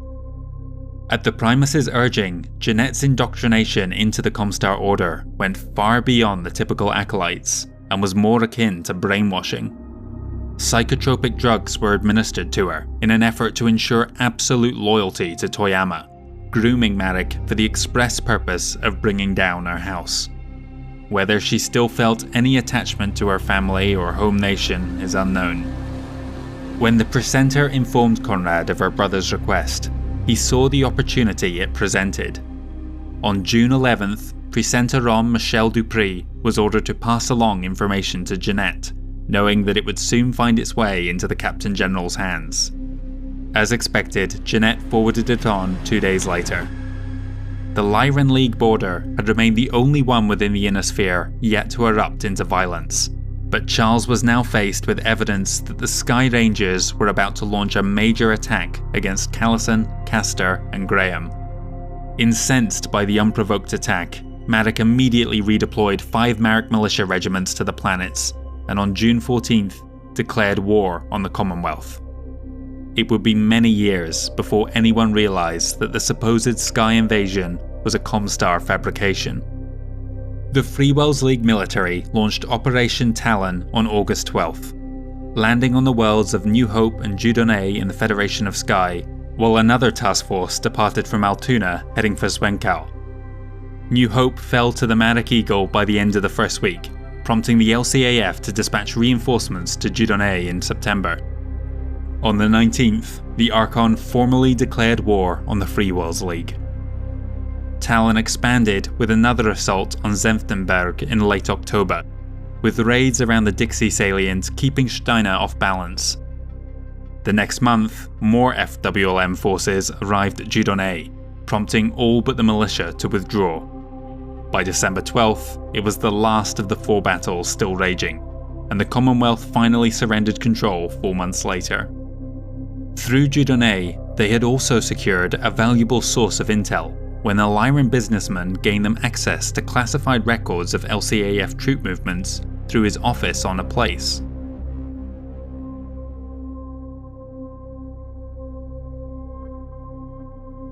Operations Rain and Sun may not have been as ambitious as Tau was planned to be, but they were still tremendous successes for the Federated Suns. With the Kuritan threat suitably curbed, Paul Davian looked for further opportunities to make gains along the Capellan front, his eyes coming to rest on the St. Ives commonality.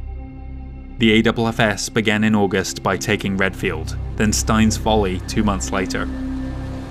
By this point, the Federated Suns was busy preparing for a renewed drive towards Tikhonov, Operation Lion. Their goal was to knock Liao out of the war early by seizing their largest industrial world, after which they could focus on the Dragon. When Rio fell towards the end of 2830, it left the Commonalty capital vulnerable. The St. Ives offensive was concluded in 2831, so they could shift their focus to their new objective. In January, they landed on Karela, taking control by April, and the Capellan March had taken another 3 systems by July. Before Operation Lion could begin, they would need to ensure that they weren't immediately counterattacked by other Tikhonov Commonalty systems. To that end, they launched attacks on Oresha, Angol, and New Hessen, while other raids against Footfall and Wei in the Sarna Commonalty prevented CCAF forces from moving forward to support. Not everything was going Davian's way, however. After a thorough search for foreign agents within the ISF, Kurita had concluded that the leaks that rendered Akai Kaze such a disappointment must have originated through their communications. To test this theory, they conducted Operation Tanto. Regimental commanders received their objectives via one of 2 different methods, some using standard encryption methods, while others received hand-delivered written orders. As expected, the 3 worlds hit by the former group faced stiff opposition. Despite failing to capture the systems, it was still a marginal victory, as the garrison on Kolia was mauled, while the fighting was so fierce on Damavang and Udibi that it rendered the colonies uninhabitable. Attacks on the other 4 targets caught the AFFS completely by surprise. The raids caused a disproportionate amount of damage, and despite Davian's best efforts to reinforce the planetary garrisons, the DCMS won control of Harrow's Sun and New Aberdeen within 7 weeks. The jig was up as far as the MIIO codebreakers were concerned, but their efforts had nonetheless won the Federated Sons a few years of peace, while the Combine changed all their codes. The people of the Draconis March capital understood full well that they would return, and so reformed the 1st Robinson Rangers to bolster their defence.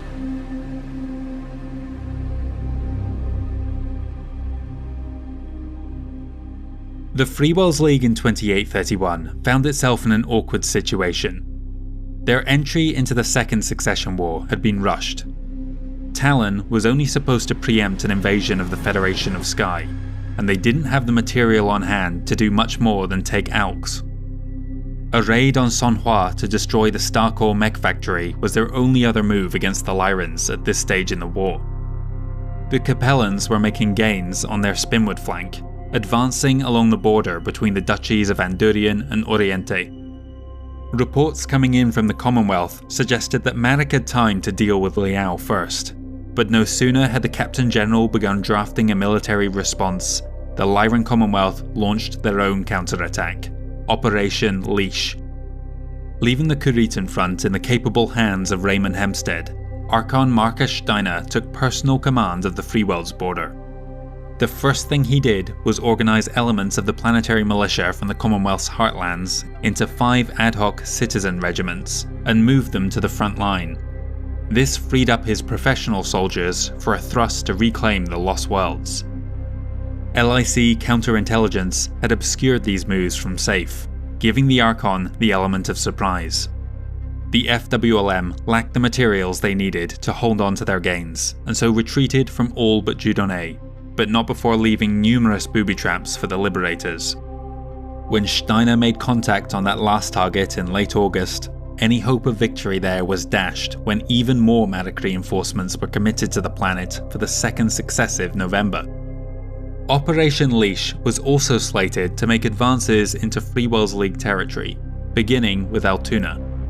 The planet had been heavily scarred by nuclear weapons back during the Phony War, and it was perhaps for this tragic reason that neither the Marek nor Steiner commander had any reservations about once again employing such devices, as well as chemical weapons too. The world's surviving population was almost completely eradicated, rendering it a lifeless rock. And yet despite this, the two factions continued to wage war in Altoona for another 4 months. The knock-on ramification of this was that the neighbouring colony on Roche, it too a victim of WMD use in the First Succession War, could no longer sustain itself. Marek destroyed what little infrastructure was left on the way out to ensure that the planet remained worthless to Steiner. Leash's main objectives were the border worlds of Dene and Magrez. A total of 11 battlemech regiments were spread between them, what should have been an overwhelming force. But Comstar came through for the Freewells League this time, and warned them of the impending attack quickly enough for Marek to reinforce the planets. The last hurrah of the Steiner offensive was yet another effort to retake Judonné in the new year. Making landfall on January 11th, just weeks after the FWLM had withdrawn their reinforcements, they were able to overcome the defenders in February before another relief force could be sent. What the Captain General didn't know was that his initial recall order had been passed on to the LIC by Comstar. The successor states remained oblivious to it for the time being, but the Terran organization was clearly playing them all for fools. Toyama's goal was to orchestrate a number of humiliating defeats for Charles Marek, while subtly applying pressure on the populace to call for his sister Jeanette to take his place. Through her, Toyama believed he could turn the Freewells League into a Comstar puppet state. The Marek-Steiner border had essentially reverted to its pre-war state, the only Commonwealth gains being 2 planets that could no longer sustain life. Satisfied with the intelligence Jeanette had supplied him, Charles felt safe turning his attention to dealing with the Capellan probes. They had taken another system in Elnath the previous December, but before the year was out, the FWLM launched Operation Stoop to reinforce that vulnerable border region between the 2 duchies, successfully liberating the captured planets early in 2832. Watching events unfolding on the Confederation's opposite border, the Captain General started to see how vulnerable the Corward end of the Capellan realm was to being cut off entirely if their two main aggressors pushed in from opposite sides. Sensing a potential weak spot along the Sarnar-Tikhonov commonality border near their existing salient, their next offensive, Operation Blacksmith, would see two task forces dubbed Hammer and Anvil make advances in that region. To assist in the upcoming offensive, the 9th Orloff Grenadiers were reformed. Comstar would again provide them intelligence on which planets were most vulnerable. The hammer blow fell swiftly on March 11th, making short work of the 5 lightly defended systems they targeted, the last of which was secured in July. Anvil, by contrast, ran into unexpectedly fierce resistance despite Comstar's promises. Orensen and Vontebren were taken after a bloody 4-month slog, but similar efforts on Jylland had already been abandoned after Liao used chemical weapons in its defence. The forces sent to Elnath won a hard-fought victory on August 2nd, but barely a month later on September 9th, Capellan reinforcements arrived to drive them back. The Captain General was forced to withdraw them on October 21st. The Confederation's quick response was made possible in part through the addition of Mary's Little Lambs to their mercenary roster.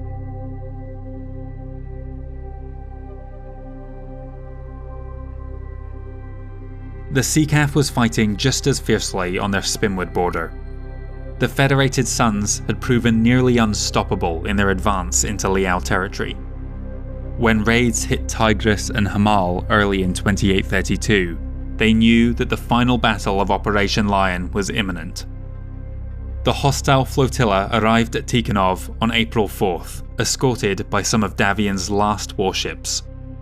Those should have been able to quickly secure the space lanes, but a pair of Capellan Navy warships stood in opposition. Not willing to approach each other, knowing that any engagement between such massive and rare vessels was a coin flip at this stage in Innisphere history, the Marine Corps instead sent in their forces unsupported. Despite heavy losses, they were nonetheless able to secure the station and even cause enough damage to the CCS Jiaxing that her crew was forced to scuttle her. Initially, the manoeuvrability of the Seti Azaz light mechs proved a great boon once the ground campaign commenced.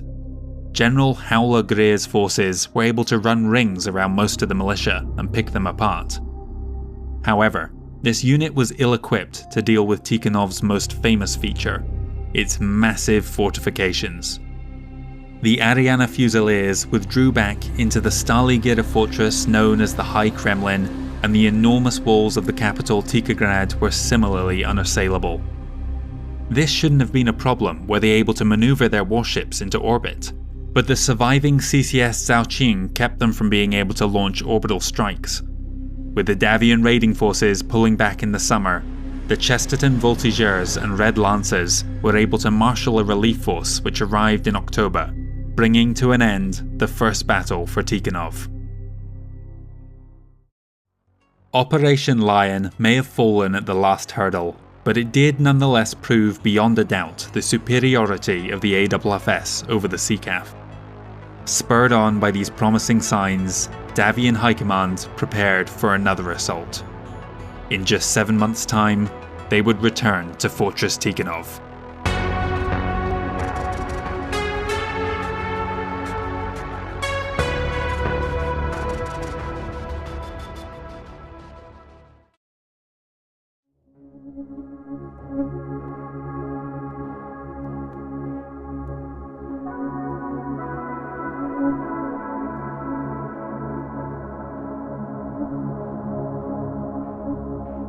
(2833) was a relatively quiet year within the Corward half of the Inner Sphere, with the only point of note being the formation of the last cowboys within the Lyran Commonwealth. The Capellan Confederation, by contrast, was a hive of activity. On the Marek front, fighting had never really paused after Blacksmith commenced. The Seacav was able to successfully push the invaders back off Vontebren, but soon after, House Orloff launched their own offensive, Operation Stevedore. Liao struggled to mount much of a resistance as the FWLM completely eradicated the Capellan garrison at their primary targets, while their raiders made their own opportunistic gains after encountering minimal resistance.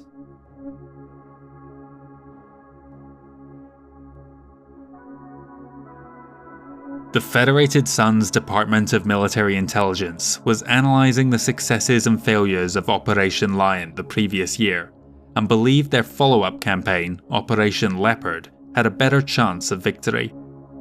The AFS began by launching diversionary attacks against every commonality they bordered, while they once again called on General Greer to lead the invasion of Tikhonov.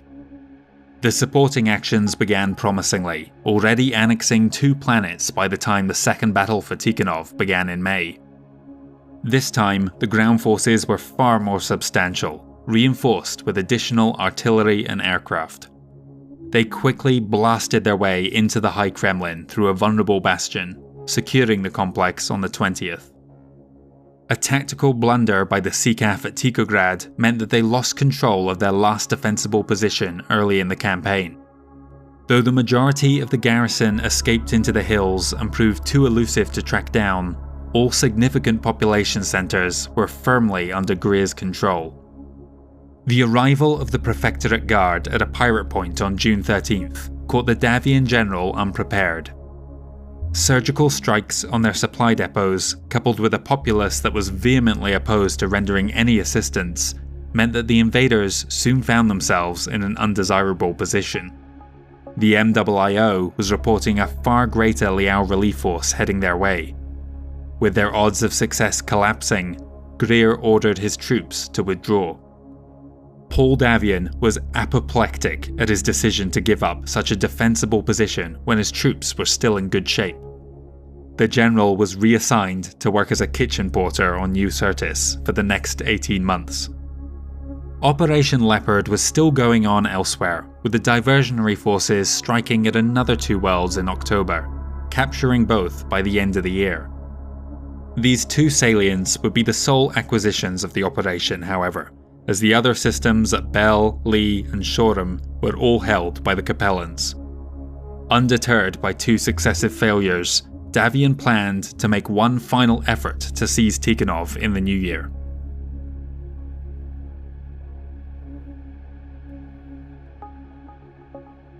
The last actions of 2833 took place along the Marek-Liao border. The Free Worlds League launched Operation Attract, a multi-year campaign aimed at expanding the Duchy of Andurian at the commonality's expense. Their first 2 moves against Katla and Leda went well, and the following year, Kursa and Matiskogan were added to the whole. This was not the only campaign the Captain General was initiating against the Capellan Confederation in 2834. Comstar had supplied Charles with information on the handful of systems that lay between the Duchy of Oriente and the Liao capital. Operation Hawk would hopefully establish another salient into the Cyan commonality, from which they could launch a decisive blow against the Forbidden City on the Confederation's most important world. What should have been an easy victory turned into a rout, as unexpectedly stiff opposition drove them off all but one of the targeted planets, and a counterattack at their staging ground on Xuanyuan soon saw the system revert back to Liao control.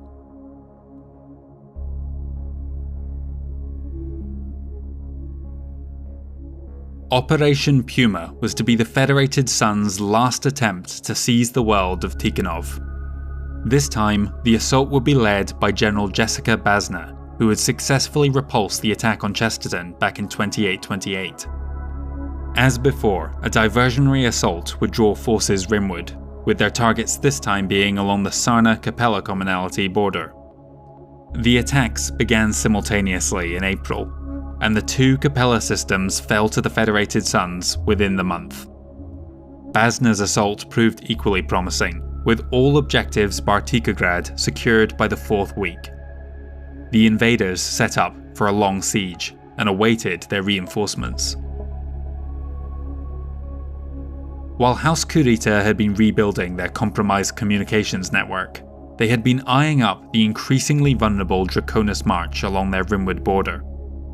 Paul Davian's obsession with conquering the Capellan Confederation had resulted in a great many troops being shifted over to that front. While Cruce's March forces had been sent forward to fill the gaps, the defenders were still stretched thin. Saumur was the only system to change hands since the code-breaking debacle, but now Jinjiro Kurita sensed an opportunity. On August 2nd, he gave the go order for Operation Moonlight Sonata. Several of the strikes deep into the Cruce's March had no intention of taking control of the system, but rather causing as much destruction as possible.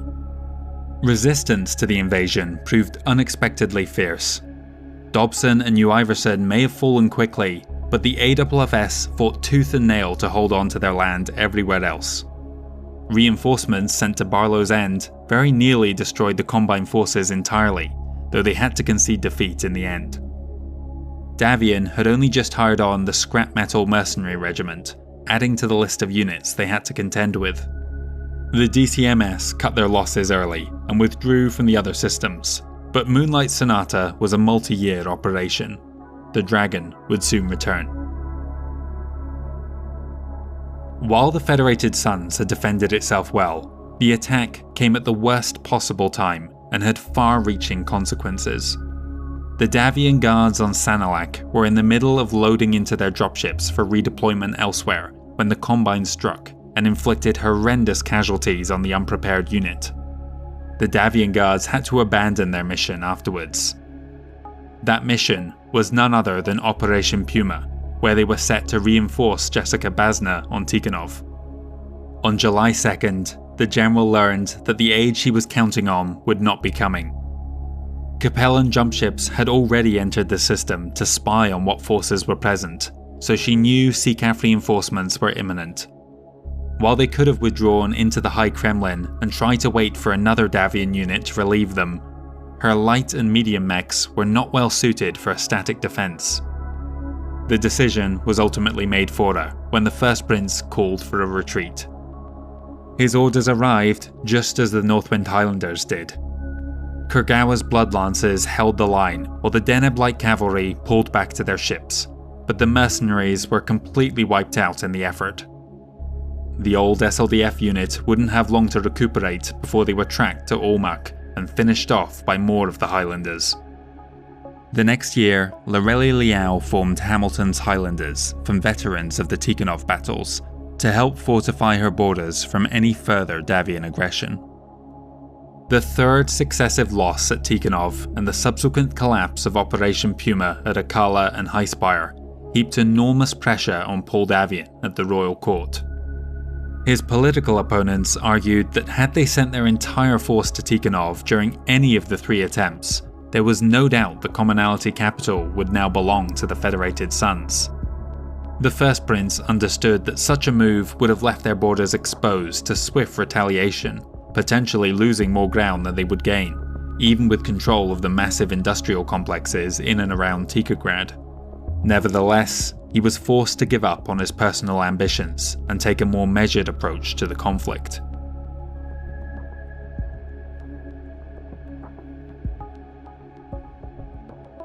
Across the Confederation, the Andurian Commonalty was still hemorrhaging worlds to House Humphrey's Operation Attract.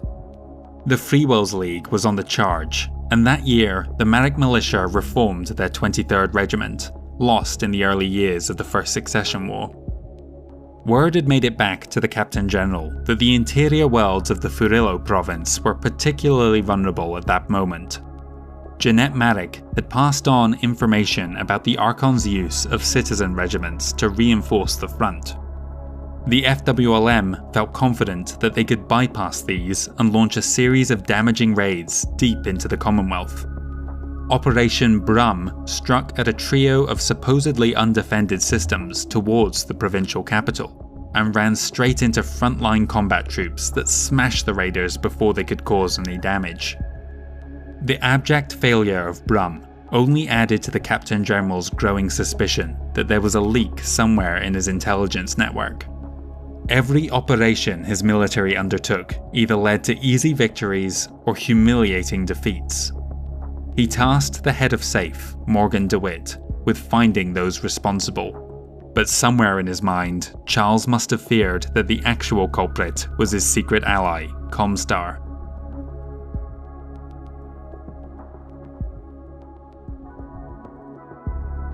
The Draconis Combine continued their deep raids into the Crucis March as part of Operation Moonlight Sonata throughout 2835. Their first target, Strawn, was all the way in the New Avalon combat region.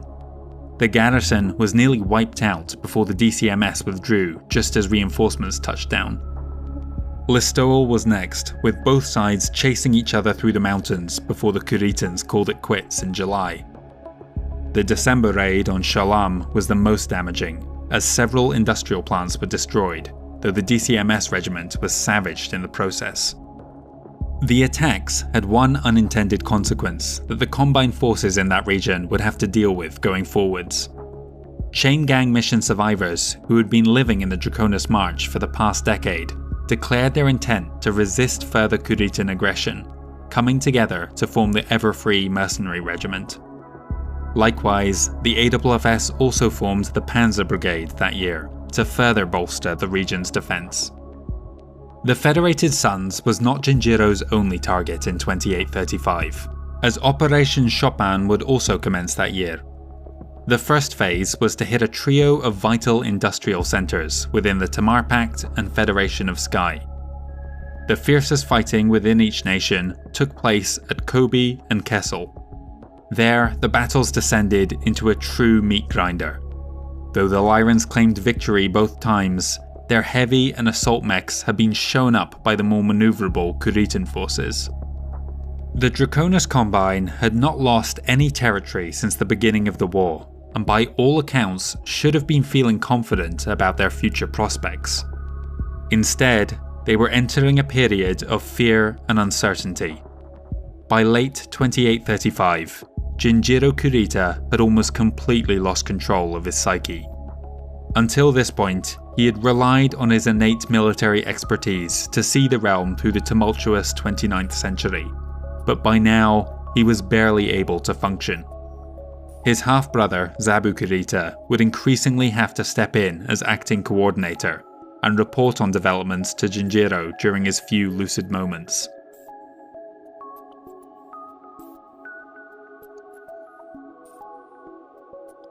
As was the case during the First Succession War, the periphery played no significant part in the second, probably even less so. The only notable development came in 2835, when tensions within the Outworlds Alliance broke the nation in two. The Spinward half of the realm was largely populated by immigrants from the Terran hegemony, settled during the heady days of the Star League. Though they maintained a civil relationship with the older colonists, of whom many had died fighting their ancestors in the Reunification War, the periphery uprising that precipitated the fall of the Star League divided the Alliance into two camps. When the Alpharats government seemed unwilling or unable to stave off the pirates preying on the outermost colonies, which had already led to the abandonment of more than 24 worlds, Trader's Domain decided that enough was enough. Led by the provincial capital Wind's Roost, in 2835 they declared themselves an independent state, no longer part of House Avalar territory. Trader's Domain faced an uphill battle, as evidenced by the fact that the Alliance military corps would lose both their Balagora defenders and the Remora guards to pirate activity during the Second Succession War, and the new microstate had far less in the way of defences. The internecine fighting that plagued the region would infect their own systems in due course. Survival on the fringes of human space might soon prove too great a challenge.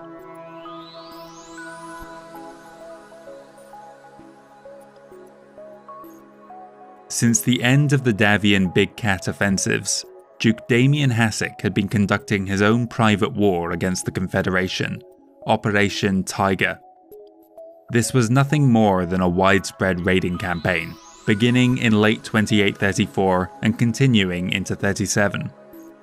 It proved effective in keeping the CCAF on the defensive, and at no point did Chancellor Lorelei Liao have the opportunity to reclaim any of the worlds she had lost to the Capellan March.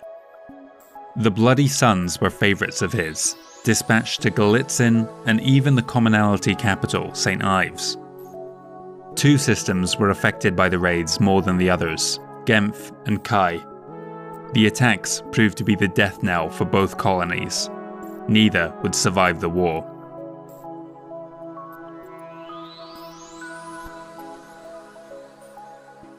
Across on the other side of the Confederation, Operation Attract was concluding with the capture of Viribium and Aquagia. In both instances, the CCAF had given Duke Jonathan Humphrey's forces a bloody nose before withdrawing, enough for them to think twice about continuing the campaign. The last move in the region came when the Free World's Guards seized a great bounty of spare parts from the mech factories on Shiro 3.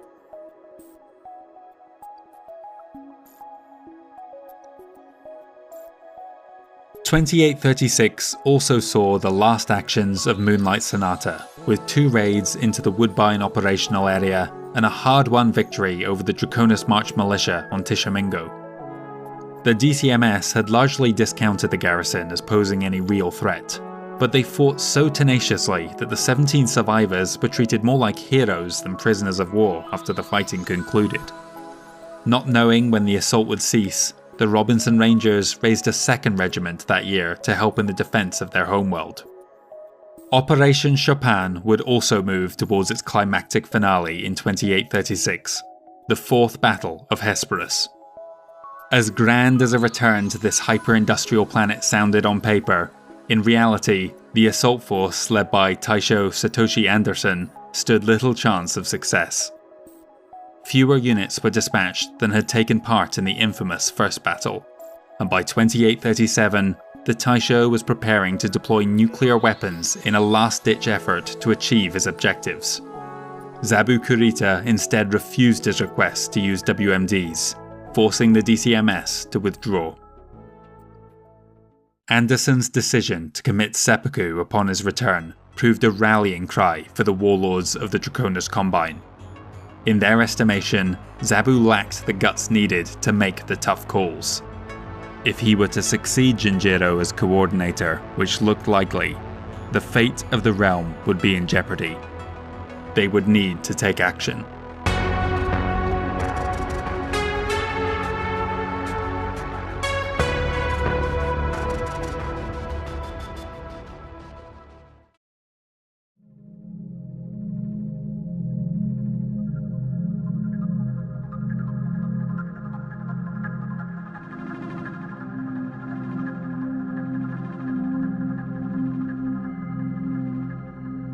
Early in 2837, Captain General Charles Marek was approached by the director of SAFE, Morgan DeWitt.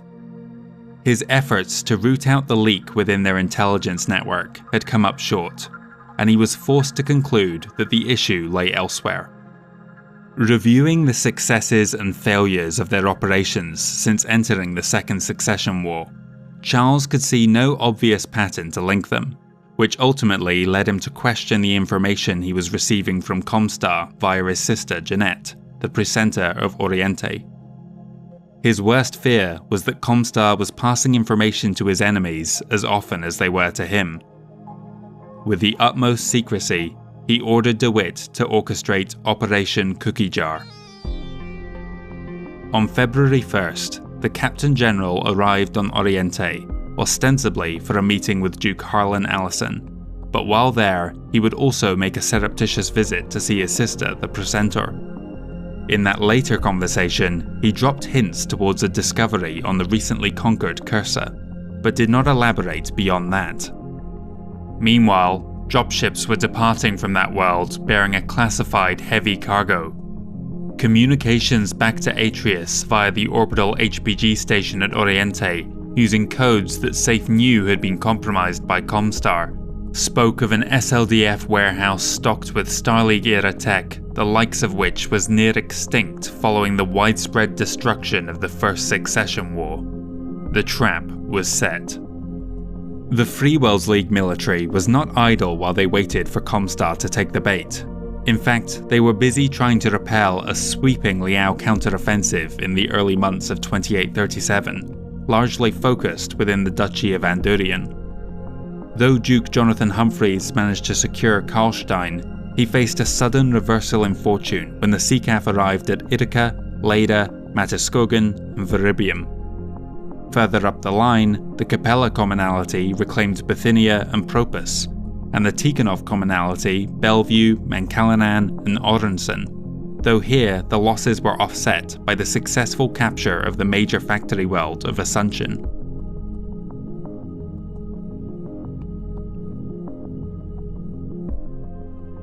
Across the inner sphere on February 14th, a gift was delivered to Jinjiro Kurita's chambers within Unity Palace on Luthien. The ISF carried out extensive security checks on it to ensure that it contained no hidden threats to their coordinator before handing it over. There were no chemicals, explosives, or radiological hazards present, but there was one danger they overlooked, a psychological one. When Jinjiro opened the parcel and found within a toy soldier dressed in the uniform of the Star League Defense Force, he flew into a psychotic frenzy from which he would never escape. His half-brother, Zabu Kurita, was ultimately forced to call riot police into the palace in order to restrain him. Zabu's ascension to the position of coordinator was not without objection. Several within his family urged for the position to instead pass to one of his heirs, if only to appease the mustard soldiery with whom Zabu was not held in high regard. However, each of his children, Yoguchi, Rowena, and Miyogi, spoke in favour of their father.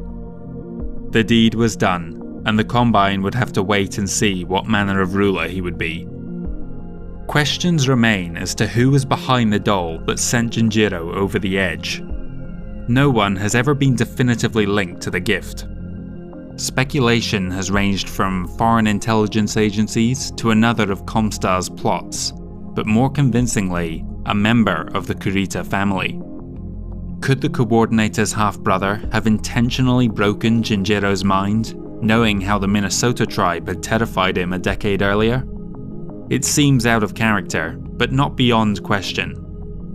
Every one of Zabu's children would also play an important part in Draconis Combine history.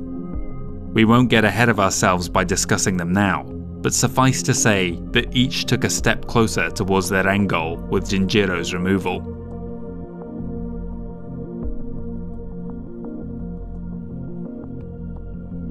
Back at Atreus, Charles Maddock was waiting for news of what felt at this point like an inevitable betrayal. Sure enough, on March 13th, the Capellan Confederation Armed Forces arrived in force on Cursa with 3 regiments. Bypassing the actual military and industrial targets, they instead beelined straight for the remote location used by the cargo dropships in their ruse. Needless to say, there was no Starlink cache waiting for them.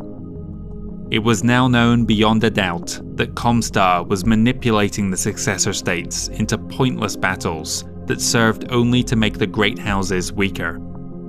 The Captain General's response was immediate.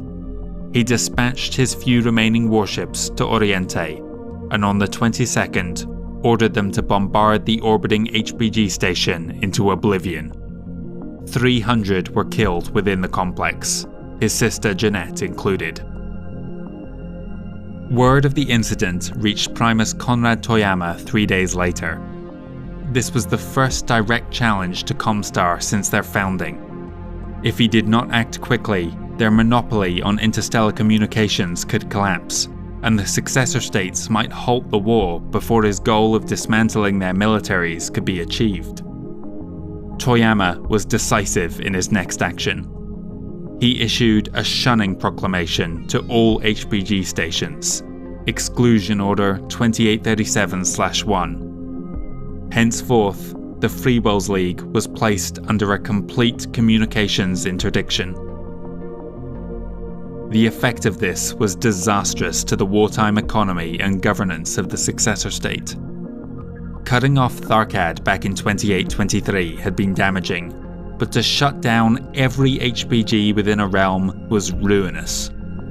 Sabotage prevented the Freewells League from being able to restart the stations themselves. The adepts and presenters within their realm disappeared into hiding, and those few safe turned up could not be made to work for them. The Capellan Confederation and Lyran Commonwealth were at first uncertain as to how to proceed. it was unclear how Comstar would react to them taking hostile actions against a realm under interdiction. When Liao raids did not bring about any condemnation from Toyama, Steiner reasoned that other states were free to move into Madoc territory. The LCAF didn't initially have the troops available, and instead rapidly expanded their citizen regiments to free up border garrisons for the assault. Their immediate aim was to cut off the Freewells League from Terra before access to the HBG network was restored, starting with assaults in late April against Graham and Oliver. Both planets fell quickly. While these battles were still ongoing, Liao and Steiner were frantically making preparations for a much larger invasion to begin in the autumn. Toyama believed that 6 months of isolation would be enough to bring the Freewells League to its knees. For violating the Communications Protocol of 2787, he demanded that Madoc make reparations to the tune of 3 times the cost of rebuilding the Oriente HBG station. During this period, Rom and Safe engaged in a shadow war, as each tried to subvert the other's efforts to enforce or contravene the communications interdiction. But the Captain General proved unexpectedly recalcitrant and refused to submit to Toyama. With the other successor states gearing up for a campaign that would surely demolish the Freewells League should it go ahead, Comstar found itself in the awkward position of having to actually supply intelligence to the frontline FWLM units to warn them of the incoming threat. Hopefully, they could hold out long enough for their leader to see the error of his ways and back down. In August, the invasion got underway along both fronts, and yet Charles Madoc had still not yielded. By late September, Toyama called a halt to Rom's involvement in the Comstar War. The collapse of one of the successor states could seriously disrupt the balance of power and work counter to his long-term aims, but the exclusion order had to remain in place, as its removal could set a dangerous precedent that the other great houses would surely exploit. These were nerve-wracking times for the Primus. The Lyrans opened with 2 separate thrusts. Quick-thinking Madoc commanders had taken the initiative to strike at suspected staging posts, delaying the invasion and buying them vital time. They even managed to briefly take control of Zosma, but the Steiner assault was all but inevitable. Ilion was the first target within the Dixie salient they hit. Then from there, they moved to Malazan. Towards Terra, they landed on Borden, Callison, Marcus, and Zosma. The Capellans pushed in at 3 locations along the border. A trio of systems recently taken by Task Force Hammer were counterattacked: Berenson, Kirkbakken, and Zion. The 3 most spinward planets of Kenyan salient were also hit: Kori, Fact, and Wazan, while the Duchy of Andurian came under attack at Claybrook, Lopez, and their capital. Some of these had only been intended as raids, but the defense was so disorganized that only on Andurian did the Freewells League successfully hold onto its territory.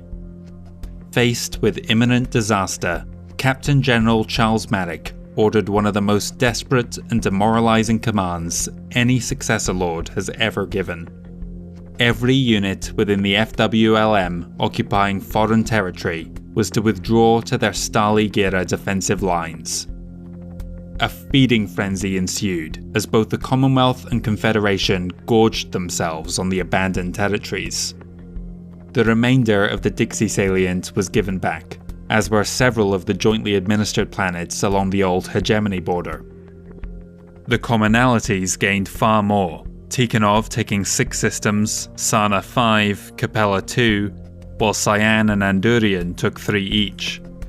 All of these were former Confederation holdings during the era of the Star League.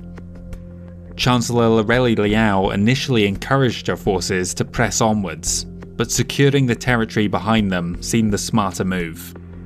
Vincent's commandos briefly seized Ling and drove off a counterattack by the League's new mercenary unit, Nathan's Irregulars, but they were soon withdrawn to safer ground. Charles Madoc has the unfortunate distinction of being the man behind the greatest loss of territory in Freewells League history. Only the duchies of Andurian and Orloff made significant efforts to hold on to their hard-won gains from the previous 5 decades, though Liao would no doubt be turning towards them soon. The Captain General was crucified in Parliament for his decision, but with hindsight, we can see how the sudden influx of new systems to administer took the wind out of their opponent's sails. Guerrilla forces left behind by Marik did not make their lives easy. It took time for them to reorganize, time the FWLM would need to set up new defensive lines themselves. Not all of the Marik regiments would get that chance, as several never even received the recall orders and died stranded far ahead of the new border.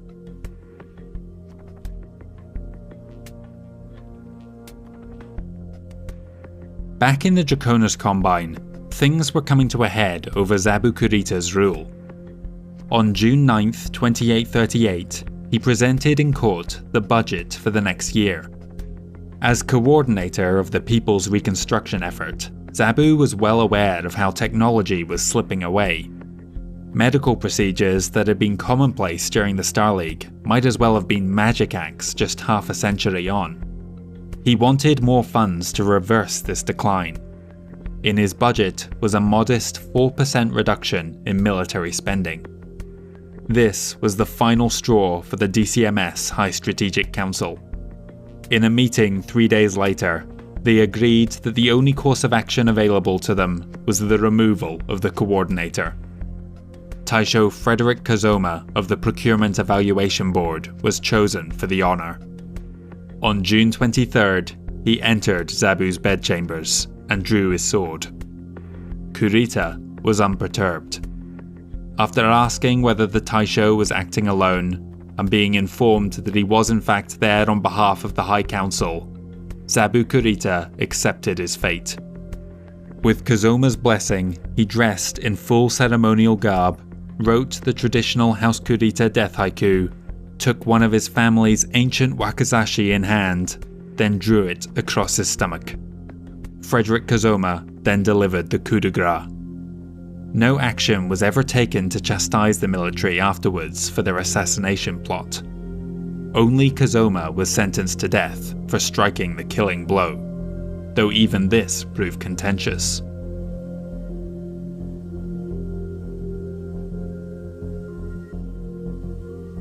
The political pressure on Charles Marik was ramping up in 2838. Parliament believed that his stubbornness in admitting fault to Comstar was about to bring the Free Worlds League to ruin. Efforts to explain Toyama's duplicity fell on deaf ears. Opposition coalesced around Minister of Finance Hector Lombard, who planned to use what little power they still had post-Resolution 288 to bring the Captain General to heel. On June 24th, they blocked Marik's proposed budget that would allow him to raise 5 new regiments to face off against the threat. They would not approve the bill until Charles made reparations towards Comstar. Only the reformed 13th Marik Militia got off the ground that year.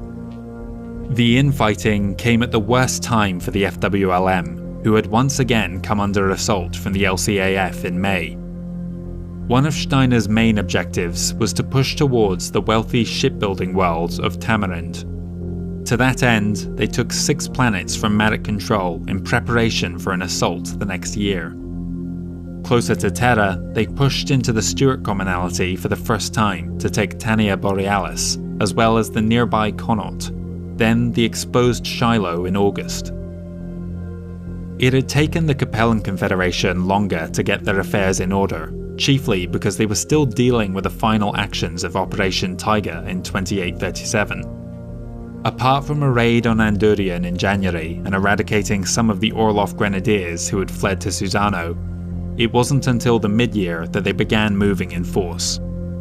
Another trio of systems were taken back from Duke Jonathan Humphreys. An embarrassing side effect of the interdiction was that several mercenary contracts were about to expire when the edict came into effect, and the Free Worlds League was unable to renew them through the ubiquitous Mercenary Review Board. Sensing which way the winds were blowing, those on Bonaire willingly went over to Liao, taking the planet with them. Van Diemen was one of the worst losses for Duke Harlan Allison. Though he would later rebuild it, one of his prize Fusiliers of Oriente brigades was destroyed, along with 5 supporting Marek militia battalions. Both of Harlan's sons are listed as casualties of the Comstar War. They most likely met their fate during this battle. Liao had little time to celebrate their victory. Before year's end, the system would change hands again, this time going to the Commonwealth. Steiner and Liao were not the only ones salivating over juicy targets within the Free Worlds League. In 2838, Davian and Kurita got in on the action. Amusingly, they came to blows with each other more often than they did the natives. Alula Australis was one of the planets the Lyrans had planned to take, but a 6-week battle with the AFFS left both forces incapable of achieving their objectives, leaving the world as the sole surviving system within the Border Protectorate. Those on New Dallas saw a familiar sight of the succession wars in an unusual locale, the Fedsons and Capellans going at it over what few resources of value were left on that nuclear-scarred world. The population of Talitha also watched with bemusement as distant foes, the AFFS and DCMS, landed in September, then fought one another for the opportunity to steal anything of value before lifting off 2 months later. Those Proserpina Hussars dispatched to Christiansand didn't even realise that the system had already been claimed by the Capellans until they made landfall.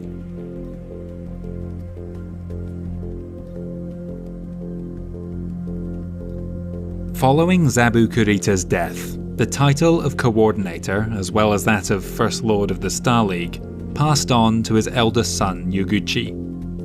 He was already a respected officer within the Mustard Soldiery, which gave him a firm foundation from which to rebuild trust with the military district warlords. Wasting little time, in August 2838, Coordinator Yuguchi commenced the 5th Battle of Hesperus.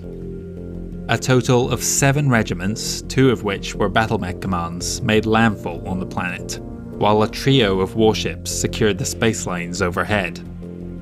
Their numbers allowed them to quickly take control of the planet's main population centers, leaving only the fortified mountain complexes in Steiner hands.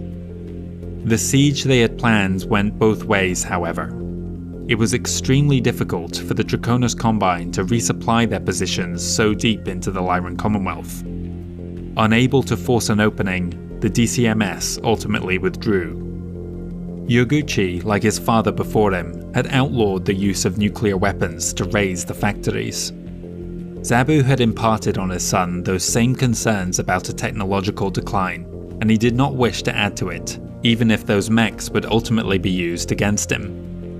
Despite their failure, the expedition to Hesperus boosted morale within the DCMS and secured the new coordinator's position. Long term, they would return to the planet once again to finish the job.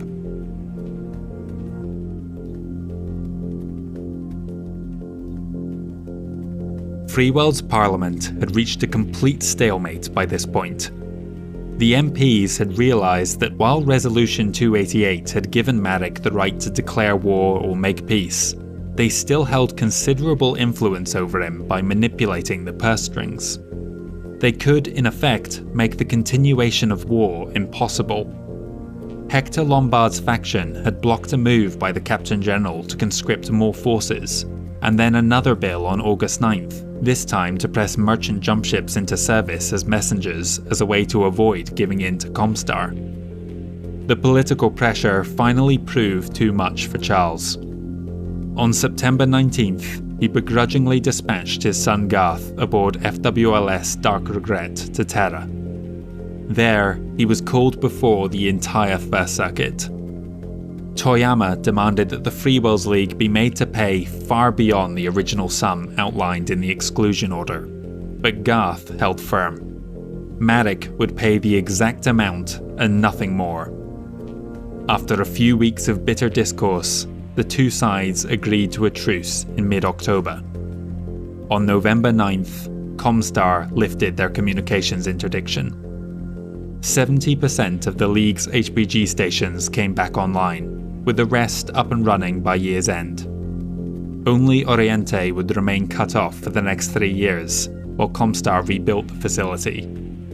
Toyama decreed that all future installations would be secure compounds built to withstand attack.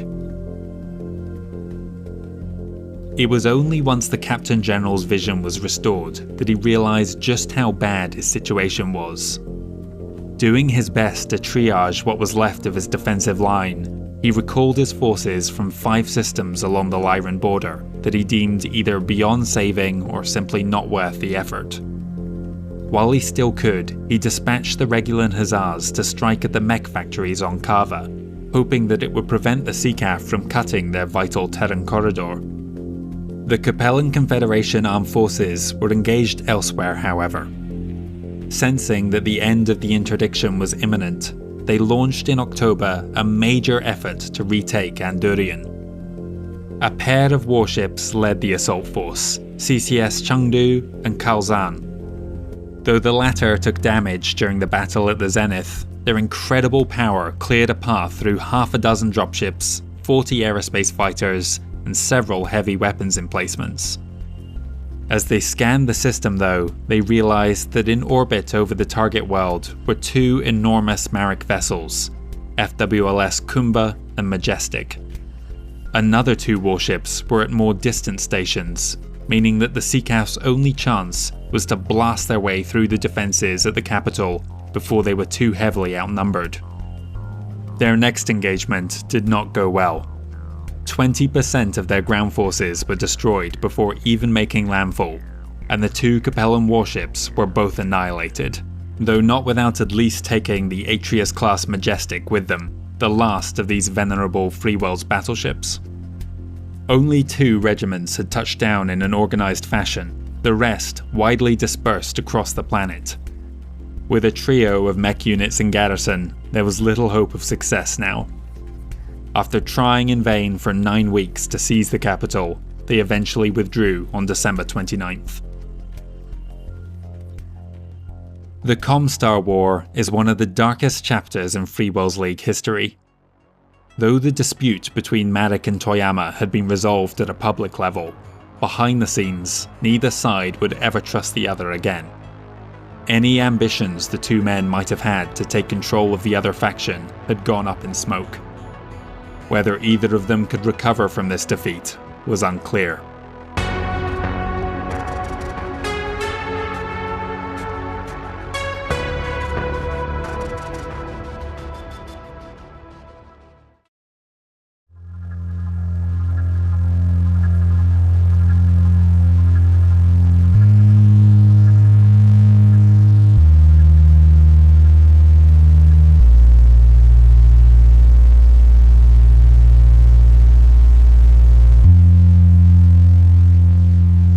On April 17, 2839, Konrad Toyama, Primus of Comstar, suffered a fatal stroke.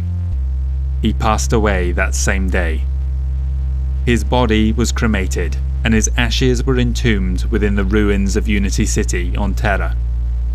Toyama's death severed one of the very last links to the old Star League. By war's end, there would be none alive who still remembered life during humanity's golden age. Shortly before his passing, Raymond Karpov, presenter Alpha Centauri and member of the First Circuit, had been named Toyama's successor. The proximity of this announcement to the Primus's death have naturally led many to speculate the 2 were connected. Similar rumours had perpetuated following Conrad's takeover after Blake's demise. There's no way to know for certain if Raymond had a hand in his mentor's death, but there was a possible motive. Comstar records show that the First Circuit was increasingly concerned that the successor states were losing confidence in their neutrality following the Shadow War with the Free Worlds League. Though Captain General Charles Marek had withdrawn the accusations that he had been double-crossed, the suggestion that they could not be trusted lingered, and it clung to Toyama most. Karpov perhaps felt that removing the Primus was the only way to ensure that the organisation did not continue to slide backwards. For Raymond Karpov, Comstar truly was a sacred order. any history of the era frequently describes him as a fanatic, a true believer in the word of Blake. Toyama may have instituted the changes in doctrine that his master requested in order to reform it into a pseudo-religion, but it was the new Primus that really cemented it as a theocratic institution. His first move was to name Conrad a saint, placing him up on a pedestal alongside the Blessed Founder. But he went much further. Henceforth, all members of the Comstar Order were to wear robes adorned with symbols relating to mathematics, theoretical physics, or mechanical principles. They were to perform chants and incantations before operating the sacred hyperpulse generators, or any machinery considered suitably holy. Karpov's changes would ironically bring about the cognitive atrophy that Blake had envisioned within the very society who was supposed to safeguard that knowledge. Of course, those on Terra hoarded that information and technical understanding for themselves, but the adepts and even presenters of foreign realms comprehended the technology around them less and less with each passing year. This proved an effective safeguard against any of the successor states trying to subvert their operations. These radical changes did not go unchallenged. 2 members of the First Circuit walked out in protest, but this only allowed Karpov to replace them with loyal stooges. It was Organizational Edict 3056 which caused the biggest stir within Comstar.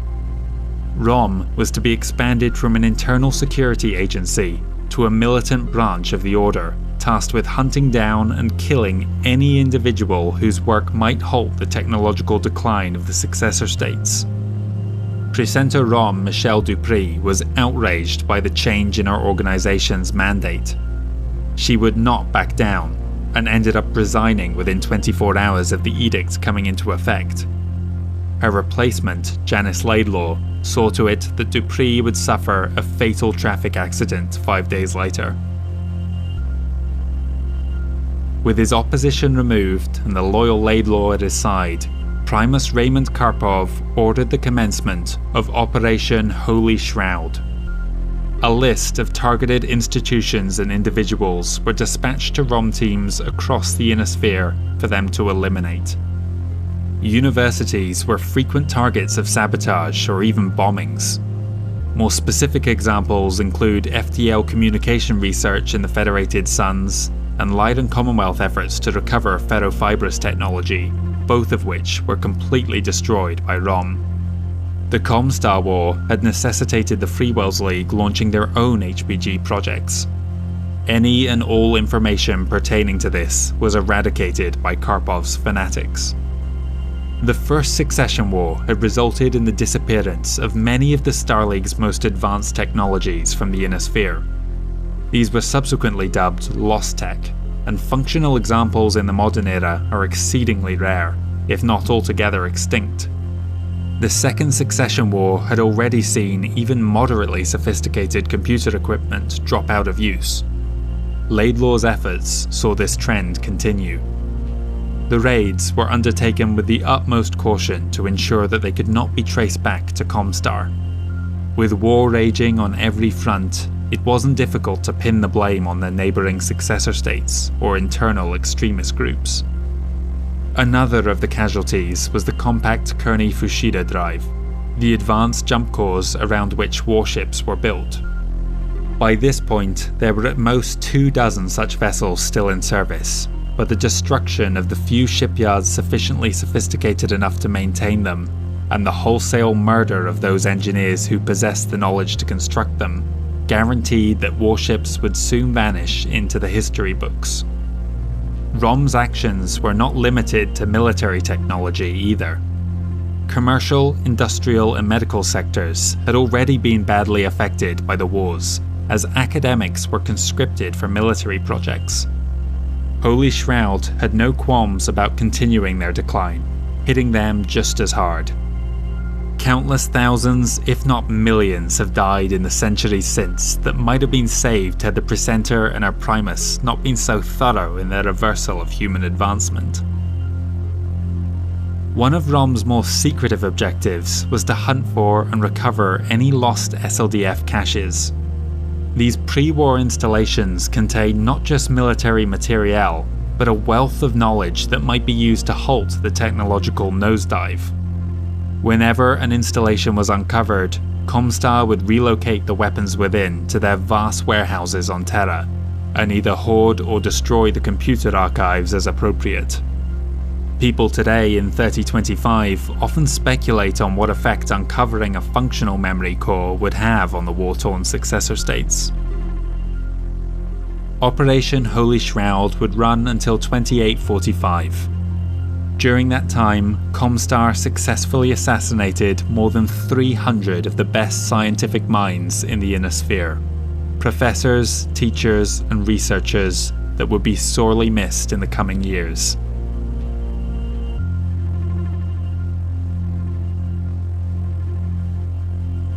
Comstar's systematic dismantling of advanced technology was going on behind the scenes while the successor states were still duking it out along every front. The Freewells League had been on the back foot for the past 2 years and would struggle to turn their fortunes around. Thankfully, they did not exist in isolation, and aggression on the part of more distant realms into the exposed flanks of their more immediate neighbours would stem the flow of forces pouring into Matic territory. First to come under assault from an unexpected aggressor had been the Lyran Commonwealth. In a repeat of events following the Second Battle of Hesperus, the armed forces of the Federated Suns had raided Steiner systems around Terra. New Earth and Menkent were hit back in December 2838, then Summer, Thorin and Miser in March.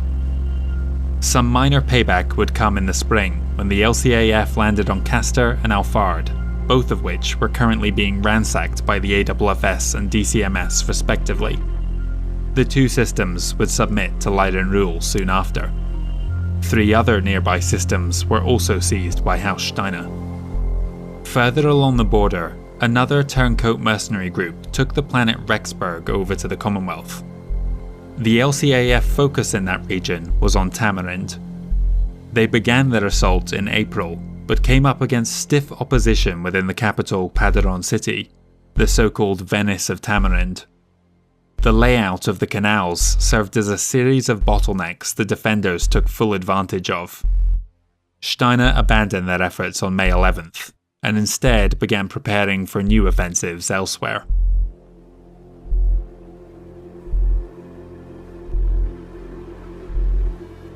Liao was also facing aggression from their far side that would prevent them from making as much progress into the crumbling Freewells League as they might have liked. Leading these raids were the recently expanded 4th Certis Fusiliers. After the marriage of Damien Hassick and Margaret Ross the previous June, the veterans of her bloody sons had been folded into the unit, bringing it back up to full strength. Most of the 5 targets Davian was going after were already considered too far gone to be worth putting up a fight over, and so they cut their losses rather than divert troops away from their primary objective. Capellan actions that year were focused around the Duchy of Andurian. Successful attacks against Karlstein and Katla kept nearby forces pinned down, while they made another attempt to crack Andurian. This was the 4th successive attack in 18 months, and the defences were severely compromised.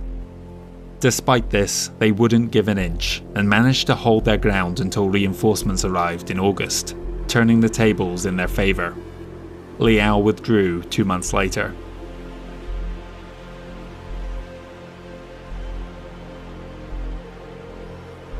Despite dealing with the Comstar problem, Charles Matic still found no peace at home, as Minister of Finance Hector Lombard persisted in his efforts to withhold funding for the FWLM. He demanded that Resolution 288 be repealed and the Freewells League return to a more democratic system of government. The Captain General finally cracked in August 2839. He dispatched his personal guard to arrest Lombard and his allies, in flagrant violation of the Articles of Unification that had formed the League back in 2271. Unfortunately for Matic, Lombard's faction were able to escape the trap and fled to Helos Minor, where they set up a parliament in exile. Charles's heavy-handed approach had destroyed the last of his support within government. He was now completely alone, facing an imminent defeat. Despite the odds against him, Marek was not prepared to go quietly into the night. Early in 2840, he launched counterattacks against Graham and Oliver, with supporting raids into the Federation of Skye. A stroke of good fortune won him an easy victory on Graham Fall, when in late February the Lyran commander Colonel Hendrik Grimm snapped under the pressure of having to defend this critical staging post with so little forces available to him. Grimm and his unit went AWOL and began making for the periphery, picking up the survivors of another Lyran regiment along the way. Together, they raided storehouses on both sides of the border. Both the Freewelds and Lyrans would place a bounty on them for their actions. The FWLM attack on Oliver was also a success for Marek, taking the planet back in mid-March. Maintaining the momentum, the Freewells League military struck at Zosma, Denabola, and New Earth. These attacks kept the LCAF from advancing in that region, though they were still able to seize Concord and Promised Land further along the border. The last of the Capellan advances also came in 2840, though these won them precious little in the way of territory. The defenders on New Delos held their ground when the CCAF arrived in March, though another raid on Andurian in the summer did succeed in damaging their mech production plants. Their final effort came at Assumption in August, a system that Marek had been stubbornly clinging to despite its position far beyond the borders of its realm. While they may have been able to take back control of the planet, the Capellan armed forces had overextended themselves in doing so. Trying to take advantage of the situation while they were still overwhelmed, Charles used the only fresh levies he had been able to secure funding for to launch raids on Berenson and Fact in late October. Unfortunately, the Green troops would not survive their first engagement, a punishing loss for a military that was struggling to stay afloat. Despite the lackluster result, Liao was spent. Trying to maintain order on the dozens of worlds they had claimed these past few years consumed all their energy. With no ability to push any further in either direction, Lorelei Liao was forced to accept that recovering Chesterton was no longer a possibility. The Chesterton Decree granted House Hargreaves a seat on the Prefectorate as Duke in exile, but they would likely never recover their ancestral home.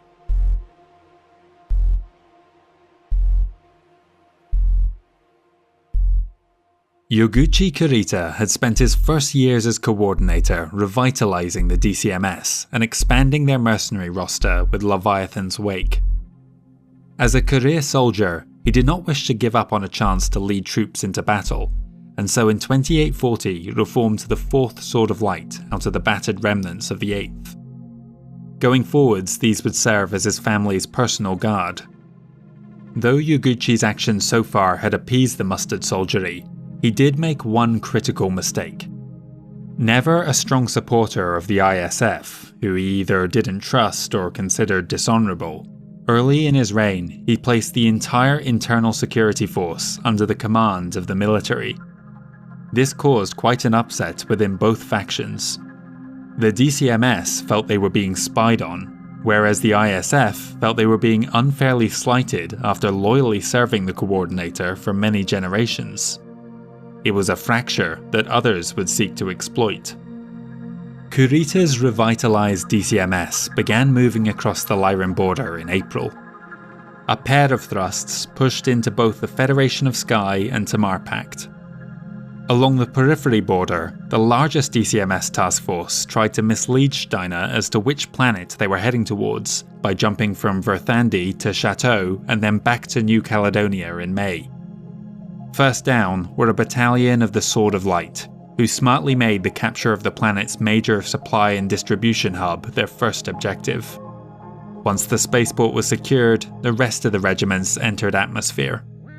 Leading the Combine assault was the coordinator's son, Taisho Hugai Kurita, at the head of his father's regiment. Opposing him was Colonel Tiber Hinders of the Royal Guard, though their units would not be involved in the initial clashes.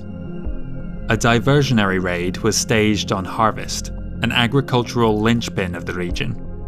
The Rasalhague regulars met with such success that they ended up calling in reinforcements to help them secure the system. Less than 20% of the York regulars were able to escape harvest. The survivors later disbanded. Back at the New Caledonian capital, the Royal Guards were fighting tooth and nail to hold back the DCMS.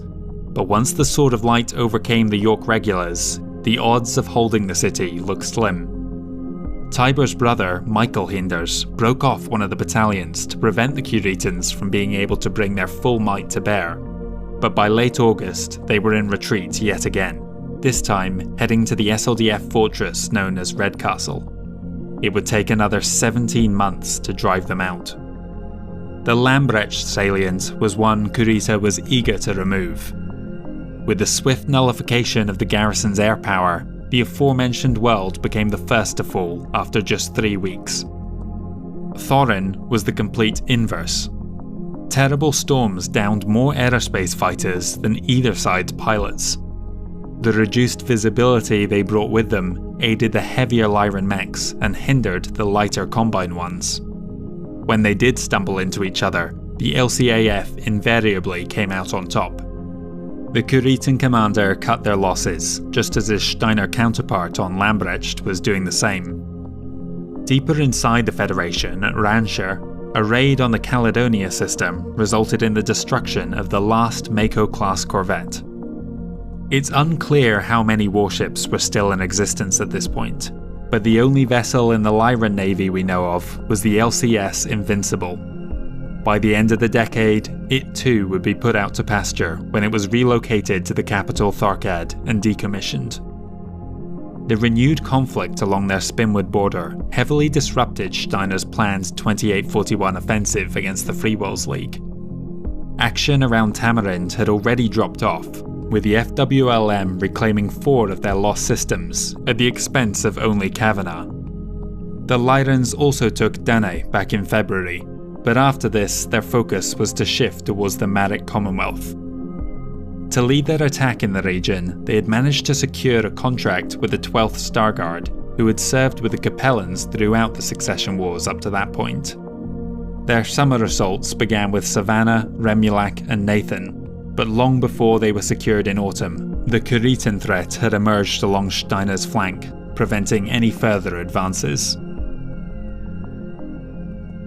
On the Draconis Combine home front, Yoguchi Kurita's sister Rowena was named the coordinator of the People's Reconstruction effort in 2841, a post previously held by their father. Women in the Draconis Combine were frequent victims of discrimination in professional circles, especially within the military and government.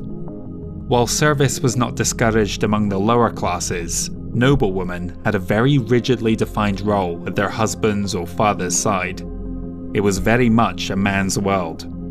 But the PRE, as a distinctly non-military organisation, was not seen as being beyond her station as a woman. The position came with vast resources that Rowena immediately put to work, creating a second bureaucracy loyal exclusively to her. Within a year of this, she was making connections within the disenfranchised ISF, ultimately leading to a relationship with director Malcolm Katsuyori. She opened the PRE to his organisation, improving its efficiency while giving her allies a new avenue of gathering intelligence. They in turn provided her with information she used to increase her private wealth substantially. Her aggrandizement was not perceived as a direct challenge to her older brother, since it seemed to focus solely around material gain. By all accounts, the two siblings shared a strong familial bond, and so no effort was taken to curb her activities. Yoguchi Kurita had also ordered a pair of assaults against the Federated Sons in 2841, one each against the Robinson and Woodbine operational areas. The Davian realm had been largely quiet for the past few years, busy incorporating so many conquered Capellan systems into their realm. The military had not been idle, however, long suspecting that another Kuretan attack would come. The assault came later than it otherwise might have done, as on July 11th, the former coordinator Jinjiro Kurita in his secluded cell hanged himself. A week of mourning delayed operations, but they began immediately after. Early success was made by those units participating in the Robinson Thrust, capturing Breed, Clathandu and Royal, but the raid against the capital was an abject failure. Running into far stiffer resistance than anticipated, the DCMS withdrew after just 6 days. Towards the outworlds, Kolia became the first but ultimately only planet to change hands. Attacks on Anguilla, Bremond and Sturgis went nowhere, while the garrison at their primary objective, Tancredi 4, proved as intractable as those on Robinson. After 11 days stuck in urban combat, the Kuritan survivors withdrew. On their way out of the system, they unleashed a bioweapon that would render this vital agricultural system virtually inhospitable.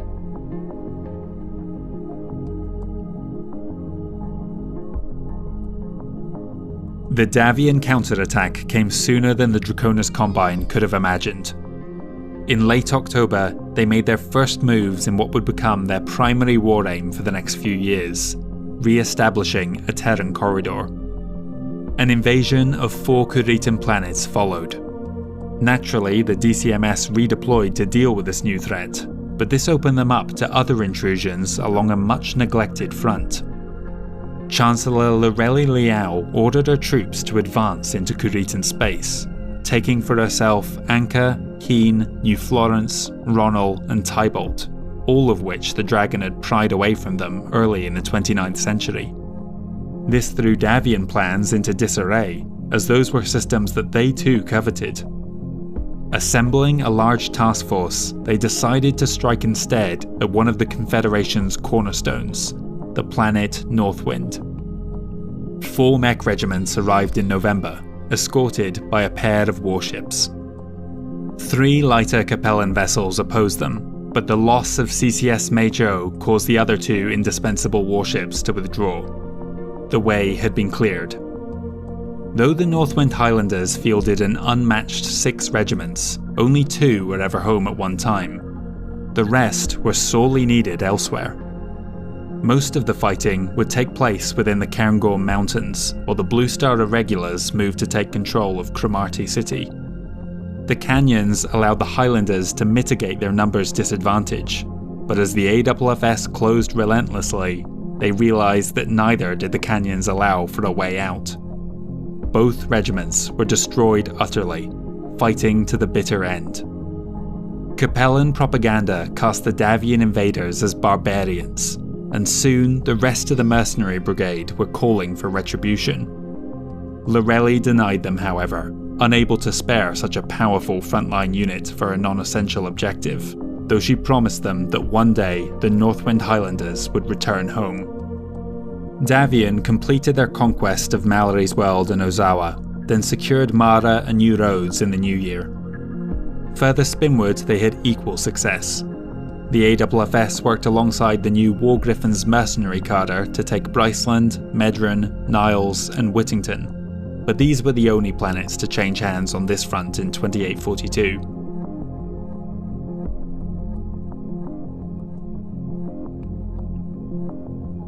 In the Freewells League, Charles Marek could feel the noose tightening around his neck. In the past few months, Liao had taken Procyon and Steiner a further 5 systems. A despairing Captain General was heading for what he believed would be the final battle of his time in office. Charles had become persona non grata within his own parliament on Atreus, and so took what ragtag forces he could muster to the hyper-industrial world of Irian for a hopeless defence. He was reinforced by Harlan Allison at the head of his premier Fusiliers of Oriente brigade, but the odds of turning back the approaching Lyran onslaught seemed slim. Harlan too was resigned to his fate. He had lost both his sons during the Comstar War, an only daughter to a tragic accident. He seemed content to go out fighting alongside his lord and master. Judgment Day arrived on January 5th. Despite being outnumbered 3-1, Marek and Allison held their ground around the Irian Technologies headquarters and factory. Battle mechs fresh off the assembly lines were pressed into service only to be destroyed hours later. It was a brutal affair, with all the worst hallmarks of urban warfare. Kirin River, the planetary capital, was surrounded by a massive 20-meter wall, with another around Old Town at its centre. Steiner breached the outer defences early, meaning the two sides were penned in between the fortifications. On February 9th, the Captain General was ambushed and his Orion mech destroyed. He ejected moments before detonation and was recovered by reserves before he could be captured. This was small comfort to him, as the Lyrans had established a beachhead within Old Town. The day before the battle commenced, an important development had occurred back on Atreus. The Duke of Oriente had sent his brother Kendall to meet with one of the few Matic loyalists remaining, Marin Ladislaw. Also lending his support to what would become known as the Ladislaw Amendment was Duke Jonathan Humphreys. By this point, Hector Lombard's coalition had collapsed into bickering among themselves, meaning there was no united opposition to the bill that would restore military funding and raise fresh levies to relieve the FWLM on Irian. Facing the very real prospect that the Freewells League was about to be overrun, many MPs turned back to Matic. Voting on the crucial legislation concluded with a tally of 213 for to 185 against. Help was on the way. It arrived just as the Lyrans were about to land the killing blow. On March 19th, 5 regiments appeared in system aboard hastily chartered merchant freighters and headed for the Captain General. Their initial ferocity helped them win the Battle of Kirin River, but Steiner still controlled the rest of the planet. The Lyrans were suffering from heavy attrition, but the FWLM reinforcements were poorly organised and inexperienced. However, when word reached them that other liberation efforts had reclaimed Bonaire and Tania Borealis and were now heading that way, the Archon realised that Irian was a lost cause and ordered the survivors to pull back. This was the turning point. Charles Matic and the Freewells League had survived their darkest hour. They would soon remind their aggressors that the Eagle United was a force to be reckoned with.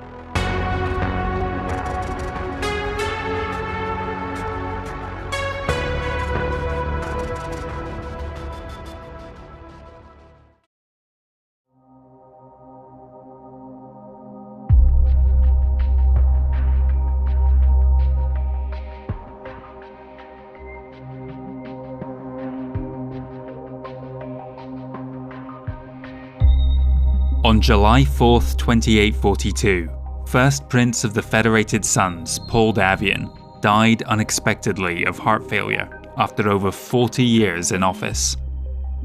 His accomplishments and legacy are almost unparalleled.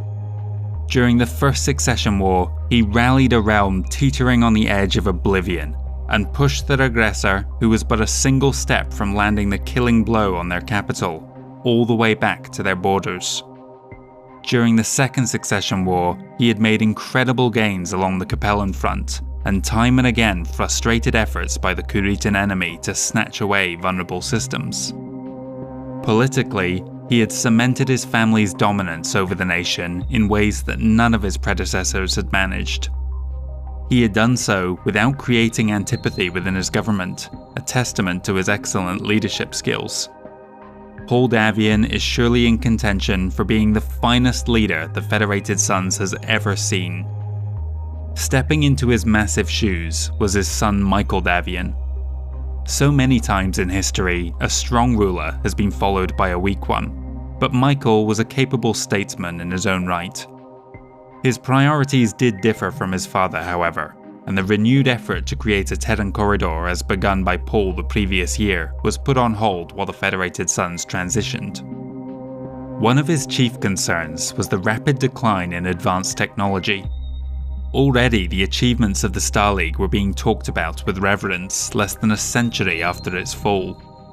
Reversing that trend became Michael's pet project during his time as First Prince, and we can still see his impact on Federated Suns universities today. Little did he know that for every piece of technology he saved, Karpov's Comstar was erasing 10 more.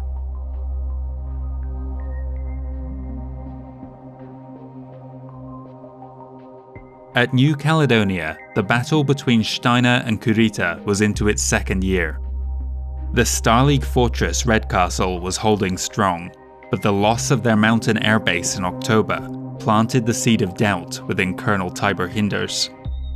The sudden defeat was so absolute, he suspected betrayal from within. Redcastle was eventually overcome in January, and his next moves were all countered immediately, confirming in his mind that they had been sold out. He ordered the Royal Guards to split up, and the unit fought as guerrillas for the next few years.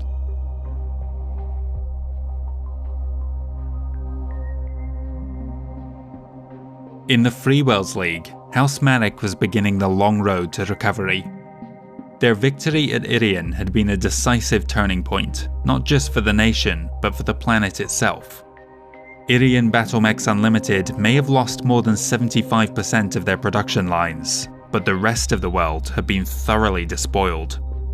The corporate overlords were at the center of rebuilding efforts, and the system would become an independent province under their governance later in the Second Succession War. The FWLM was on the counterattack, riding the wave that took them to Malungara and Trellisane in the second half of 2842, then on to Nokatunga, Malazan and Alula Borealis in 2843. In the Terran corner, they also made headway against the Lyrans on Akubens and Connaught, though their remaining three targets turned into protracted slogs. Each League invasion force was eventually driven off over the next 3 years.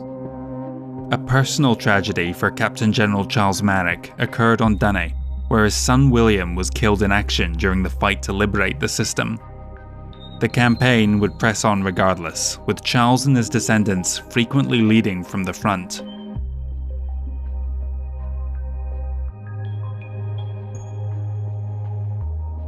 Leading from the front was not something that was in Michael Davian's wheelhouse.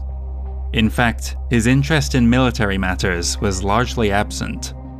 This could have created problems, as the head of state was also the head of the armed forces.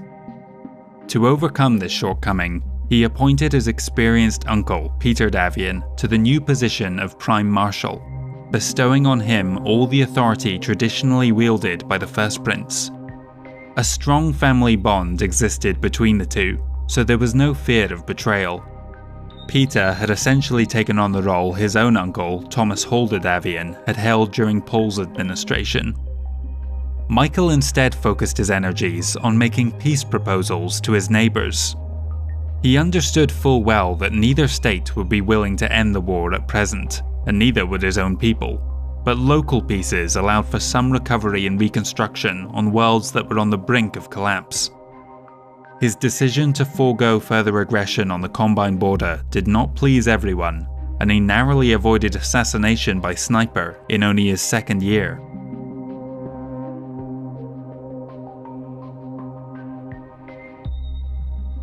"2843 marked the commencement of a renewed campaign against the Capellan Confederation.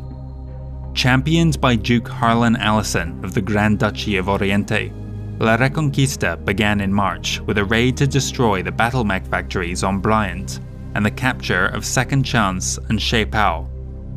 They would strengthen their position in the new year with 2 flanking attacks, one against the Andurian commonalty and another into the Tikhonov commonalty.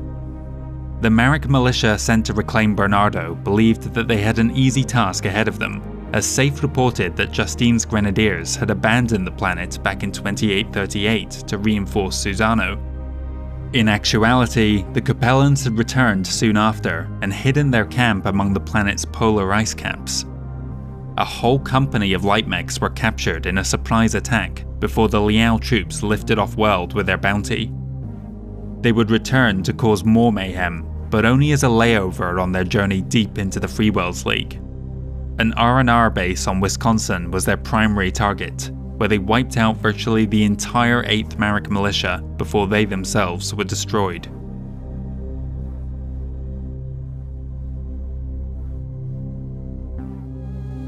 In a Corward direction, Archon Marcus Steiner had been touring the front line throughout 2843, hoping to boost morale and shore up defences. A busy schedule kept him hopping from star to star, but his voyage was abandoned when he contracted a virulent strain of meningitis at Lorich. He was rushed back to the capital to undergo treatment, but while still en route, lapsed into a coma on November 24th. By the time he arrived home in February, the Estates General was in disarray. The unconscious Marcus was still notionally in charge, but he was clearly unable to perform his duties. General of the Armies Miles Kempek stepped forward in the interim to ensure the Commonwealth was adequately protected. The Tamar Pact was looking particularly vulnerable with so much focus along the Marek border. The previous year, the LCAF had hired the Tamar pikemen to defend the capital, while a few jumps away, the Antares Scorpions would form in 2844 to further secure the region. The government, meanwhile, was trying to decide who to pronounce Archon Designate. Two names rose to the forefront. The first was Marcus's brother, Claudius Steiner, an experienced commander and social charmer, but also somewhat aloof, with no strong political allies at court. His rival was Marcus's wife, Melissa Nin. While she had many friends among the nobility, she also lacked political acumen. Crucially though, there was a power bloc within the Estates General, led by Speaker of the Assembly Harlan Dinesen, that felt they could more easily influence her and thus exert greater control over the Commonwealth. This stalemate at the Triad allowed for the Free Wells League to recover another 3 systems, including the hotly contested world of Bella, over which half a dozen battles had been fought since the fall of the Star League. At the height of the leadership debate that raged throughout 2844, the Estates General received a missive from Claudius himself that would send shockwaves across Tharkad. Harlan was able to use Steiner's words against him to galvanize enough representatives into supporting his candidate. In December, Melissa Nin narrowly came out ahead to be named the first non-Steiner Archon in over 4 centuries. Her position was confirmed on March 13, 2845, when Marcus Steiner passed away after 16 months in a coma. Unfortunately, she proved as weak-willed as some had feared and others had hoped for. Dinesen and his supporters revelled in their newfound power while neglecting the defence of the realm. Their disinterest in running the war for the Commonwealth eventually forced Claudius's hand. He arrived on August 20th with the intention of deposing his sister-in-law. A brief mech battle between 2 regiments of the Lyran Guards, Steiner's 2nd and Nin's 3rd, saw Claudius the victor. Most of the Estates General now looked forward to a return to normality. They were quickly disabused of that notion by Steiner's harsh justice, executing Melissa Nin and Harlan Dinesen for treason the next day. But it was the new Archon's second act that left them truly astonished. Claudius disbanded the Estates General indefinitely.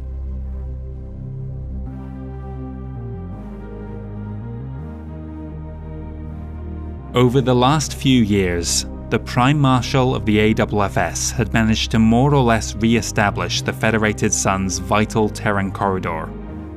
They were only blocked from completing the route when Liao secured Fomalhaut across that path.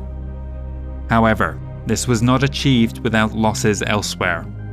Peter Davian was essentially fighting with one arm tied behind his back, as his nephew tried his best to de-escalate the conflict. It was a noble goal, but one that would prove costly. Unable to launch cross-border raids to unsettle the DCMS, Kurita exploited their inaction by driving their forces onwards into the Draconis March. For the second time in his short reign, First Prince Michael Davian was the target of an assassination attempt in 2845. His uncle Peter had just led the AFFS to victory at Avigate and Sadar along the Cyan-St. Ives commonalty border, but Michael again requested that he scale back his aggression in light of his expanded efforts to reach a peace with Liao. However, Chancellor Lorelli had continually rebuffed his proposal so far, still bitter that her own mother's efforts had been spat on by his predecessor. The Peace Prince, as Michael had become known, was not acting altogether altruistically. In fact, it's clear that Davian felt very self-important, perhaps even delusionally so. His terms repeatedly called for Kurita and Liao to recognize him as the First Lord of a reformed Star League. Such an incredibly out-of-touch demand would have been rejected out of hand, likely sabotaging any chances of a lasting peace from being established.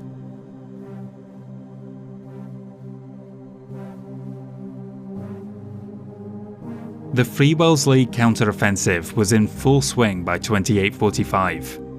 They fully exploited the political instability within the Lyran Commonwealth to wrestle back control of 7 worlds, much of the heavy lifting done by their 2 newest mercenary regiments, Landers Lancers and Reds Grenadiers. La Reconquista succeeded in taking another 6 systems from the Capellans. While the Confederation was definitely on the back foot, they made the Freewells League pay a high price for every planet. Orenson was one of the bloodiest battles of the war. Oriente's advance was thrown into disarray when Liao struck back at New Delos. On October 2nd, Duke Harlan Allison, one of the finest mech warriors of his generation with over 127 kills to his name, was killed in action. But this was just the first tragedy to befall the ruling family of Oriente that month, as 2 days later, on October 4th, his brother Kendall Allison was assassinated on Atreus. It's unclear whether the 2 events are connected. Word of the Duke's death had not even reached the capital when Kendall was shot. We don't know the exact details of the New Delos raid, but unless there was a convoluted plot to ensure Harlan did not survive the battle, it seems the timing was coincidence. What we do know is that the Marquis's wife refused to serve as regent, foregoing her twin daughter's birthright on their behalf. It's possible that she was under pressure from enemies of House Manic, looking to rob the Captain General of support in Parliament. The calls to raise Blair Hallis, a mech warrior from the Ducal Guard, to House Allison's position are also somewhat suspect. By all accounts, he was apolitical, someone who would either take little part in affairs of state or could be manipulated by those around him. If all this was an elaborate scheme to undermine the Captain General, the great irony is that it was all ultimately futile. Blair's grandson would later marry one of Kendall's daughters, uniting the 2 families, and House Hallis has been a stalwart of Manic support in Parliament ever since.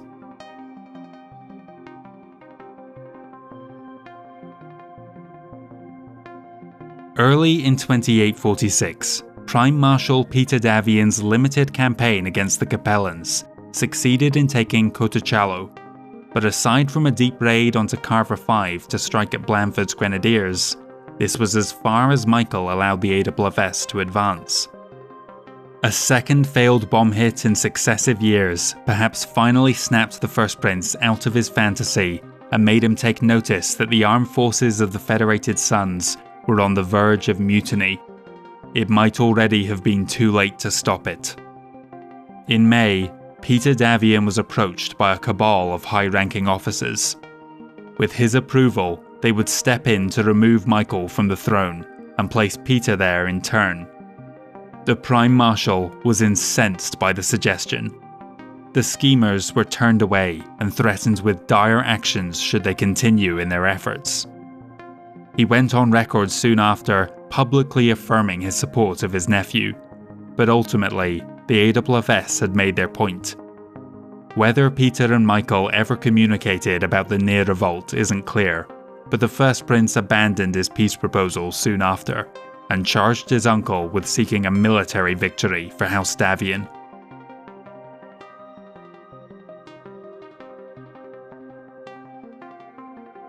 After taking power within the Lyran Commonwealth, Claudius Steiner's psychopathic tendencies came to the forefront. A reign of terror is probably the most accurate way to describe his time in office.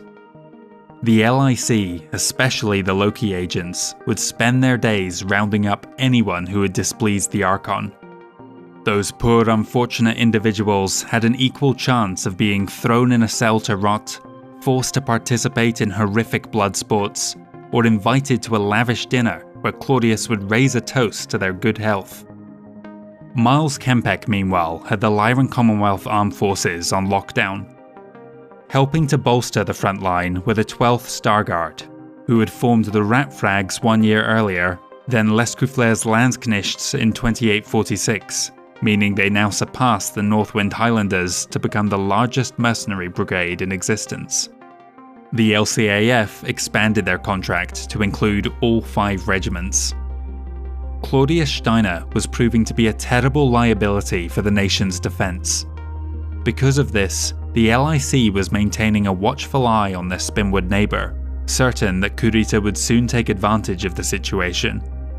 The Bondians trained a number of courtesans to infiltrate the private households of the powerful and wealthy, hoping to glean any information that could give them forewarning of an invasion. The most successful of these was the Norn agent known as Snowfire, who in time would catch the eye of the coordinator himself.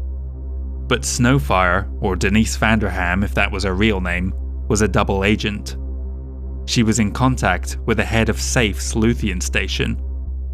The information she relayed back to the LIC may have allowed them to counter Kuritan raids, but it exaggerated the risk on that front. This allowed Marek an easier time of things when they launched lightning strikes at a Crux and Miser to disrupt the LCAF's activities, and another deep raid to Farillo, which caused much destruction. It was not, however, enough to prevent their attempt to retake